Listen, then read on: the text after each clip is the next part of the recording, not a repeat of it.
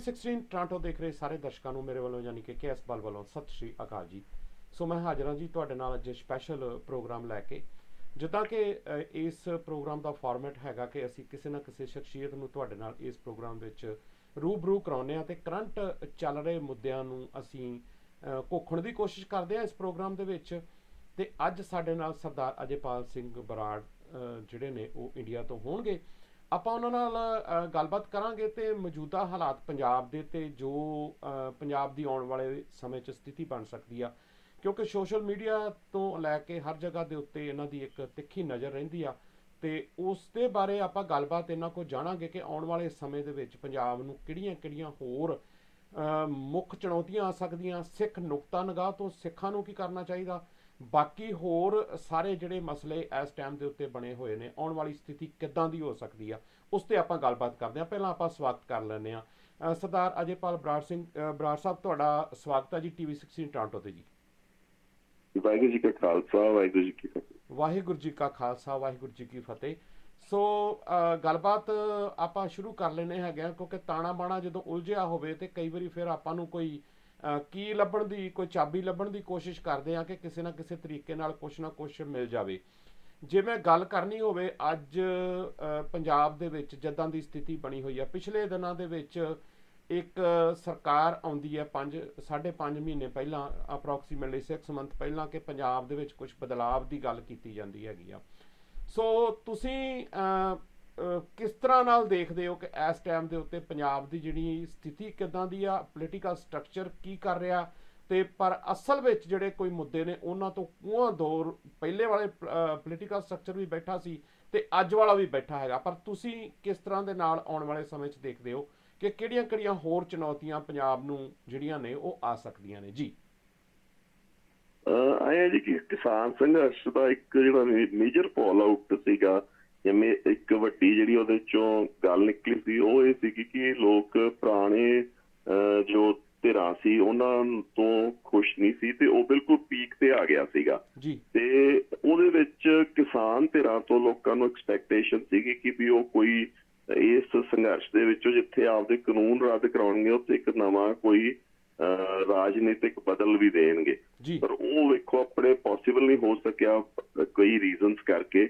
ਤੇ ਉਹਦੇ ਬਦਲੇ ਉਹਦਾ ਜਿਹੜਾ ਐਡਵਾਂਟੇਜ ਆ ਉਹ ਆਮ ਆਦਮੀ ਪਾਰਟੀ ਦੇ ਰੂਪ ਦੇ ਵਿੱਚ, ਇੱਕ ਬਦਲ ਦੇ ਰੂਪ ਦੇ ਵਿੱਚ ਲੋਕਾਂ ਨੇ ਚੁਣ ਲਿਆ, ਉਹਨਾਂ ਨੂੰ ਇੱਕ ਐਡਵਾਂਟੇਜ ਮਿਲ ਗਈ। ਉੱਥੇ ਉਹਨਾਂ ਨੇ ਕੋਈ ਨਹੀਂ ਵੇਖਿਆ ਕਿ ਵੀ ਇਹ ਬੰਦਾ ਸਾਡੇ 'ਚ ਵਿਚਰਦਾ ਰਿਹਾ ਕਿ ਨਹੀਂ ਰਿਹਾ, ਕੌਣ ਕਿੱਥੋਂ ਘੁੰਮ ਕੇ ਆ ਗਿਆ। ਸਿਰਫ ਉਹਨਾਂ ਨੂੰ ਆਏ ਸੀਗੀ ਕਿ ਇੱਕ ਤਰ੍ਹਾਂ ਦੀ ਇਹ ਮੂਵਮੈਂਟ ਸੀਗੀ ਕਿ ਵੀ ਪਿਛਲਿਆਂ ਨੂੰ ਬਦਲਣਾ ਹੈ ਆਪਾਂ, ਪਿਛਲੇ ਹਰ ਤਰੀਕੇ ਦੇ ਬੰਦੇ ਨੂੰ ਨਕਾਰ ਦਿੱਤਾ ਗਿਆ, ਹਰ ਈਵਨ ਚੰਗੇ ਕਈ ਪੋਲੀਟੀਸ਼ੀਅਨ ਵੀ ਨਕਾਰੇ ਗਏ ਉਹਦੇ 'ਚ, ਪਰ ਲਾਰਜਲੀ ਉਹ ਇੱਕ ਮਤਲਬ ਸੜਿਆ ਗਲਿਆ ਸਿਸਟਮ ਥਰੋ ਕਰਨਾ ਚਾਹੁੰਦੇ ਸੀ ਬਾਹਰ। ਪਰ ਲੋਕਾਂ ਨੂੰ 15-20 ਦਿਨਾਂ ਬਾਅਦ ਹੀ ਇਹ ਸਮਝ ਆ ਗਈ, ਜਾਂ ਪੰਜਾਬ ਨੂੰ ਇੱਕ ਇਹ ਨਜ਼ਰ ਆ ਗਿਆ ਕਿ ਵੀ ਇਹ ਇਕੁਅਲੀ ਬੈਡ ਸਿਸਟਮ ਹੈਗਾ। ਮਤਲਬ ਇਹ ਇਕੁਅਲੀ ਬੈਡ ਸਿਸਟਮ ਤਾਂ ਨਹੀਂ, ਇਹ ਇਕੁਅਲੀ ਰੋਂਗ ਚੋਇਸ ਆ ਗਈ ਸਾਡੀ, ਜਾਂ ਅਸੀਂ ਗਲਤ ਲੋਕ ਚੂਜ਼ ਕਰ ਲਏ ਜਿਹੜੇ ਕਿ ਸਾਨੂੰ ਡਿਲੀਵਰ ਨਹੀਂ ਕਰ ਸਕਣਗੇ। ਇਹਨਾਂ ਦੀਆਂ ਉਹ ਇਹ ਕਹਿੰਦੇ ਕੁਛ ਹੋਰ ਸੀ ਪਰ ਇਹ ਕਾਰ ਕੁਛ ਹੋਰ ਰਹੇ ਆ। ਤੇ ਨਾਲ ਦੀ ਨਾਲ ਇੱਕ ਚੀਜ਼ ਹੋਰ ਜੋ ਉੱਪਰ ਕੇ ਆਈ ਉਹ ਹੈਗੀ ਹੈ ਕਿ ਵੀ ਇਹ ਪੰਜਾਬ ਸੈਂਟਰਿਕ ਹੈ ਹੀ ਨਹੀਂ, ਇਹ ਪੋਲੀਟਿਕਸ ਵੀ ਜਿਹੜੀ ਕਰਦੇ ਆ ਉਹ ਬਾਹਰੋਂ ਹੁੰਦੀ ਆ ਤੇ ਬਾਹਰਲੇ ਮਫਾਦਾਂ ਕਰਕੇ ਹੁੰਦੀ ਹੈ। ਪੰਜਾਬ ਨੂੰ ਇੱਕ ਸਿਰਫ ਲਾਂਚਿੰਗ ਬੋਰਡ ਦੇ ਤੌਰ ਤੇ ਵਰਤਿਆ ਜਾ ਰਿਹਾ ਕਿ ਵੀ ਬਾਕੀ ਏਰੀਆਜ਼ ਦੇ ਵਿੱਚ ਵਧਿਆ ਜਾ ਸਕੇ, ਗੁਜਰਾਤ 'ਚ, ਹਿਮਾਚਲ 'ਚ, ਹਰਿਆਣੇ 'ਚ ਜਾਂ ਨੈਸ਼ਨਲ ਲੈਵਲ ਤੇ। ਸੋ ਬਹੁਤ ਡਿਸਇਲੂਜਨਮੈਂਟ ਆ ਲੋਕਾਂ 'ਚ, ਉਹੀ ਪ੍ਰੋਬਲਮਸ ਆ, ਉਹ ਪ੍ਰੋਬਲਮਸ ਸਗੋਂ ਕਈ ਜਗ੍ਹਾ ਤਾਂ ਨੰਬਰ ਆਫ ਟਾਈਮਸ ਵੱਧ ਗਈਆਂ। ਉਹੀ ਪੋਲੀਟੀਕਲ ਵੈਂਡੇਟਾ ਦਾ ਸਿਸਟਮ ਚੱਲ ਰਿਹਾ, ਪਰਚੇ ਹੋ ਰਹੇ ਆ ਲੋਕਾਂ ਤੇ, ਜਾਂ ਪਰਚੇ ਪੁਰਾਣੇ ਖੋਲੇ ਜਾ ਰਹੇ ਆ ਕਈਆਂ ਤੇ, ਜਿਨ੍ਹਾਂ ਨੂੰ ਫੇਵਰ ਕਰਨਾ, ਜਿਵੇਂ ਬਾਦਲ ਨੂੰ ਫੇਵਰ ਕਰਨਾ, ਉਹਨਾਂ ਨੂੰ ਉਹਨਾਂ ਤੋਂ ਕੁਛ ਕੀਤਾ ਨਹੀਂ ਜਾ ਰਿਹਾ। ਬੇਅਦਬੀ ਦੇ ਕੇਸ 'ਚ ਕੁਛ ਨਹੀਂ ਕੀਤਾ ਜਾ ਰਿਹਾ, ਨਸ਼ਿਆਂ ਦੇ ਕੇਸ 'ਚ ਕੁਛ ਨਹੀਂ ਕੀਤਾ ਜਾ ਰਿਹਾ, ਤੇ ਕਰਜ਼ਾ ਦਿਨੋਂ ਦਿਨ ਵੱਧਦਾ ਜਾ ਰਿਹਾ। ਕੁਛ ਕਰਜ਼ਾ ਤਾਂ ਵੈਸੇ ਵੱਧ ਰਿਹਾ, ਕੁਛ ਅਣਗਹਿਲੀਆਂ, ਜਿਵੇਂ ਆ ਕੱਲ ਪਰਸੋਂ ਨੈਸ਼ਨਲ ਗ੍ਰੀਨ ਟ੍ਰਿਬਿਊਨਲ ਨੇ 2000 ਕਰੋੜ ਦੀ ਪੈਨਲਟੀ ਲਗਾਤੀ। ਸੋ ਗੱਲ ਉੱਥੇ ਦੀ ਉੱਥੇ ਆ ਗਈ। ਤੇ ਵੱਡੀ ਗੱਲ ਆ ਕਿ ਜਿਨ੍ਹਾਂ ਲੋਕਾਂ ਨੂੰ ਚੁਣ ਕੇ ਭੇਜਿਆ ਸੀ ਉਹਨਾਂ ਦੀ ਬਜਾਏ ਹੋਰ ਨੁਮਾਇੰਦੇ ਦਿੱਲੀ ਦੇ ਆ ਕੇ ਇੱਥੇ ਰਾਜ ਭਾਗ ਚਲਾ ਰਹੇ ਆ, ਜਿਨ੍ਹਾਂ ਨੂੰ ਸਮਝ ਨਹੀਂ ਇਸ ਪੁਲਿਸਤਾਂ ਦੀ। ਸੋ ਕੁੱਲ ਮਿਲਾ ਕੇ ਇੱਕ ਕਹਿ ਲਓ ਕਿ ਇੱਕ ਡਿਸਇਲੂਜਨਮੈਂਟ ਜਿਹਨੂੰ ਕਹਿੰਦੇ ਆ, ਜਾਂ ਬੇਵਸੀ ਜੀ ਦੀ ਫੀਲਿੰਗ ਲੋਕਾਂ ਦੇ ਵਿੱਚ ਹੈਗੀ ਹੈ ਜੀ ਇਸ ਜੀ। ਸੋ ਇਹਨਾਂ ਨੇ ਇੱਕ ਕਰਜ਼ਾ ਵੀ ਜਿਹੜਾ ਹੈ ਉਹ ਵਰਲਡ ਬੈਂਕ ਤੋਂ ਜਿਹੜਾ ਹੈ 150 ਮਿਲੀਅਨ ਦਾ ਤਕਰੀਬਨ, ਕੋਈ ਜੇ ਕੈਲਕੂਲੇਟ ਕਰਨਾ ਹੋਵੇ ਤਾਂ ਮੈਨੂੰ ਲੱਗਦਾ 1200 ਕਰੋੜ ਰੁਪਈਆ ਬਣਦਾ ਹੈਗਾ। ਸੋ 1200 ਕਰੋੜ ਰੁਪਏ ਦਾ ਜਿਹੜੇ ਕਹਿੰਦੇ ਸੀਗੇ ਕਿ ਅਸੀਂ ਇੱਕ ਕੈਲਕੂਲੇਸ਼ਨ ਕੀਤੀ ਆ, ਆਪਾਂ ਇੱਕ ਜਮ੍ਹਾਂ ਘਟਾਓ ਕੀਤੀ ਆ ਕਿ ਇੱਥੋਂ ਪੈਸਾ ਇੰਨਾ ਕੱਢ ਲਾਂਗੇ, ਇੱਥੋਂ ਸਾਡਾ ਮਾਈਨਿੰਗ ਚੋਂ ਇੱਥੋਂ ਅਸੀਂ ਸਟਾਪ ਕਰ ਦਿਆਂਗੇ। ਬਹੁਤ ਸਾਰੇ ਇਹਨਾਂ ਨੇ ਉਸ ਟਾਈਮ ਦੇ ਉੱਤੇ ਸਰਕਾਰ ਬਣਨ ਤੋਂ ਪਹਿਲਾਂ ਕੀਤੇ, ਪਰ 150 ਮਿਲੀਅਨ ਡਾਲਰ ਇਹਨਾਂ ਨੇ ਹੋਰ ਲਿਆ, ਜਿਹੜਾ 1200 ਕਰੋੜ ਰੁਪਈਆ ਬਣਦਾ। ਸੋ ਪੰਜਾਬ ਦੇ ਉੱਤੇ ਹੋਰ ਬੋਝ ਜਿਹੜਾ ਉਹ ਆਉਣ ਵਾਲੇ ਸਮੇਂ ਦੇ ਵਿੱਚ ਪੈ ਗਿਆ, ਤੇ ਉਹ ਸਾਰਾ ਪੈਸਾ ਮੈਨੂੰ ਲੱਗਦਾ ਕਿ ਹੋਰ ਸਟੇਟਾਂ ਦੇ ਵਿੱਚ ਐਡਵਰਟਾਈਜ਼ਮੈਂਟ ਦੇ ਉੱਤੇ ਆਪਣੀ ਮਸ਼ਹੂਰੀ ਵਾਸਤੇ, ਜਿੱਦਾਂ ਤੁਸੀਂ ਕਿਹਾ ਕਿ ਇੱਕ ਲਾਂਚਿੰਗ ਪੈਡ ਦੀ ਤਰ੍ਹਾਂ ਇਹਨੂੰ ਯੂਜ਼ ਕਰਦੇ ਪਏ ਨੇ। ਤੇ ਆਉਣ ਵਾਲੇ ਸਮੇਂ ਦੇ ਵਿੱਚ ਪੰਜਾਬ ਦੇ ਵਿੱਚ ਹੋਰ ਇਸ ਤਰ੍ਹਾਂ ਦੇ ਜ਼ਿਆਦਾ ਗੰਭੀਰ ਸਥਿਤੀਆਂ ਜਿਹੜੀਆਂ ਨੇ ਉਹ ਹੋ ਸਕਦੀਆਂ ਨੇ। ਸੋ ਬਰਾੜ ਸਾਹਿਬ, ਤੁਹਾਡੇ ਕੋਲ ਮੈਂ ਨੈਕਸਟ ਜਿਹੜਾ ਮੇਰਾ ਤੁਸੀਂ 2 ਦਿਨ ਪਹਿਲਾਂ ਇੱਕ ਬੜੀ ਗੰਭੀਰ ਪੋਸਟ ਜਿਹਨੂੰ ਆਪਾਂ ਕਹਿ ਸਕਦੇ ਹਾਂ ਕਿ ਬੜੇ ਸੋਹਣੇ ਉਹਦੇ ਤੇ ਕਮੈਂਟ ਵੀ ਆਏ, ਬਹੁਤ ਸਾਰੇ ਲੋਕਾਂ ਨੇ ਗੱਲਬਾਤ ਕੀਤੀ ਹੈਗੀ ਕਿ ਤੁਸੀਂ ਇੱਕ ਚਿੰਤਾ ਪ੍ਰਗਟਾਈ ਆ ਕਿ 2-3 ਸਾਲ ਦੇ ਵਿੱਚ ਬਹੁਤ ਤੇਜ਼ੀ ਨਾਲ ਜਿਹੜੇ ਆਪਣੇ ਇਸ ਖਿੱਤੇ ਦੇ ਵਿੱਚ ਯੂਕਰੇਨ ਜੰਗ ਜਿਹੜੀ ਹੋਈ ਆ, ਜਾਂ ਜਿੱਧਰ ਨੂੰ ਉਹ ਜਾ ਰਹੀ ਆ ਇਸ ਟਾਈਮ ਦੇ ਉੱਤੇ, ਤੇ ਆਉਣ ਵਾਲੇ ਸਮੇਂ ਦੇ ਵਿੱਚ ਪੰਜਾਬ ਦੇ ਵਿੱਚ, ਜਾਣੀ ਕਿ ਆਪਾਂ ਕਹਿ ਲਈਏ ਕਿ ਸਾਊਥ ਏਸ਼ੀਆ ਦਾ ਇਹ ਜਿਹੜਾ ਖਿੱਤਾ, ਇਹਦੇ 'ਚ ਵੀ ਬਹੁਤ ਉਥਲ ਪੁਥਲ ਹੋਣ ਦੇ ਜਿਹੜੇ ਨੇ ਉਹ ਚਾਂਸਸ ਨੇ। ਪਰ ਸਾਡੇ ਕੋਲ ਕੋਈ, ਜਿੱਦਾਂ ਹੋਣ ਵਾਲਿਆਂ ਨੂੰ ਆਪਾਂ ਕਹਿ ਲਈਏ ਕਿ ਕੋਈ ਸਾਡੇ ਕੋਲ ਅਜਿਹੀ ਕੋਈ ਜੇ ਸਿੱਖ ਨੁਕਤਾ ਨਿਗਾਹ ਤੋਂ ਦੇਖਣਾ ਹੋਵੇ, ਸਾਡੇ ਕੋਲ ਕੋਈ ਲੀਡਰਸ਼ਿਪ ਇਸ ਟਾਈਮ ਦੇ ਉੱਤੇ ਨਹੀਂ ਆਪਾਂ ਕਹਿ ਸਕਦੇ ਹੈਗੇ ਆ। ਕੁਝ ਆਪਣੇ ਤੌਰ ਦੇ ਉੱਤੇ ਲੋਕ ਐਕਟਿਵ ਨੇ, ਪਰ ਤੁਸੀਂ ਕੀ ਸਮਝਦੇ ਹੋ ਕਿ ਸਾਨੂੰ ਫਿਰ ਕਿੱਦਾਂ ਦੀ ਤਿਆਰੀ ਕਰਨੀ ਚਾਹੀਦੀ ਆ? ਕਿਉਂਕਿ ਪੰਜਾਬ ਵਾਸਤੇ ਜੇ ਕੋਈ ਅੱਗੇ ਗੱਲਬਾਤ ਕਰਨ ਨੂੰ ਤਿਆਰ ਨਹੀਂ, ਜਾਂ ਆਉਣ ਵਾਲੀਆਂ ਚੁਣੌਤੀਆਂ ਨੂੰ ਤਿਆਰ ਨਹੀਂ ਹੈਗਾ, ਤੇ ਕਿੱਦਾਂ ਨਾ ਲੋਕ ਜਿਹੜੇ ਨੇ ਉਹ ਅਵੇਅਰ ਹੋਣ, ਕਿੱਦਾਂ ਨਾ ਉਹਨਾਂ ਨੂੰ ਜਾਣਕਾਰੀ ਜਿਹੜੀ ਆ ਉਹ ਡਿਲੀਵਰ ਕੀਤੀ ਜਾਵੇ। ਸੋ ਤੁਸੀਂ ਬਹੁਤ ਸਾਰੇ ਮੁੱਦੇ ਉਹਦੇ 'ਚ ਉਠਾਏ, ਸੋ ਉਹਦੇ ਤੇ ਮੈਂ ਗੱਲ ਕਰਨੀ ਚਾਹਾਂਗਾ, ਉਹਦੇ ਤੇ ਤੁਹਾਡੇ ਕੋਲ ਮੈਂ ਜਿਹੜਾ ਹੈ ਉਹ ਵਰਬਲੀ ਕਮੈਂਟਸ ਜਿਹੜੇ ਨੇ ਉਹ ਲੈਣੇ ਚਾਹਾਂਗਾ ਜੀ। ਦੇਖੋ ਜੀ, ਲਾਰਜਲੀ ਜਿਹੜੀ ਆਬਾਦੀ ਇਸ ਟਾਈਮ ਆਪਦੇ ਉਮਰ ਦੇ ਮਤਲਬ ਆਪਣੇ ਪੰਜਾਬ, ਆਪਾਂ ਜਿਹੜੀ ਆਪਣਾ ਸਿੱਖ ਆਪਾਂ ਜਗਤ ਜਿਹੜਾ ਵਿਚਰ ਰਿਹਾ, ਜਾਂ ਜਿਹੜੇ ਜੀਵਤ ਆ, ਜਾਂ ਜਿਹੜੇ ਡਿਸੀਜਨ ਮੇਕਿੰਗ ਦੀ ਸਿਚੁਏਸ਼ਨ 'ਚ ਆ, ਜਾਂ ਸਮਝਣ ਦੀ ਸਿਚੁਏਸ਼ਨ 'ਚ ਆ, ਉਹ ਲਾਰਜਲੀ ਉਹ ਲੋਕ ਆ ਜਿਹੜੇ ਸਮਝ ਲਓ ਵੀ 25-30 ਸਾਲ ਦੇ ਤੋਂ ਲੈ ਕੇ 55-60 ਸਾਲ ਦੀ ਉਮਰ ਦੇ ਲੋਕ ਆ ਆਪਾਂ ਸਾਰੇ। ਮਤਲਬ 25-26 ਸਾਲ ਦੇ ਨੌਜਵਾਨ ਵੀ ਹੋ ਸਕਦੇ ਆ, ਉਧਰ 45-50 ਸਾਲ ਦੇ ਲੋਕ ਵੀ ਹੈਗੇ ਆ। ਇਹ ਸਾਰਾ ਜਿਹੜੇ ਇਹ ਜਿੰਨੇ ਵੀ ਲੋਕ ਆ, ਇਹਨਾਂ ਨੇ ਜਿਹੜਾ ਦੁਨੀਆ ਵੇਖੀ ਆ, ਮਤਲਬ ਜਿਹੜੀ ਦੁਨੀਆ ਦਾ ਪਰਸਪੈਕਟਿਵ ਬਣਾ ਕੇ ਸੋਚਦੇ ਆ ਕਿ ਤਸੱਵੁਰ ਕਰਦੇ ਆ ਗਾਂ ਦੀ ਡਿਸੀਜਨ ਦਾ, ਉਹ ਇੱਕ ਯੂਨੀਪੋਲਰ ਵਰਲਡ ਸੀ। ਜਦੋਂ 1990 89-90 ਦੇ ਵਿੱਚ ਸੋਵੀਅਤ ਰਸ਼ੀਆ ਆਲਮੋਸਟ ਕ੍ਰੈਸ਼ ਕਰ ਗਿਆ ਸੀ, ਗੋਰਬਾਚੇਵ ਤੇ ਦੀ ਗਲਾਸਨੋਸਟ ਤੇ ਪੈਰੇਸਟ੍ਰੋਇਕਾ ਕਰਕੇ, ਤੇ ਉਸ ਤੋਂ ਬਾਅਦ ਉਹ ਸੋਵੀਅਤ ਯੂਨੀਅਨ ਡਿਸਮੈਂਟਲ ਹੋ ਗਿਆ ਸੀ।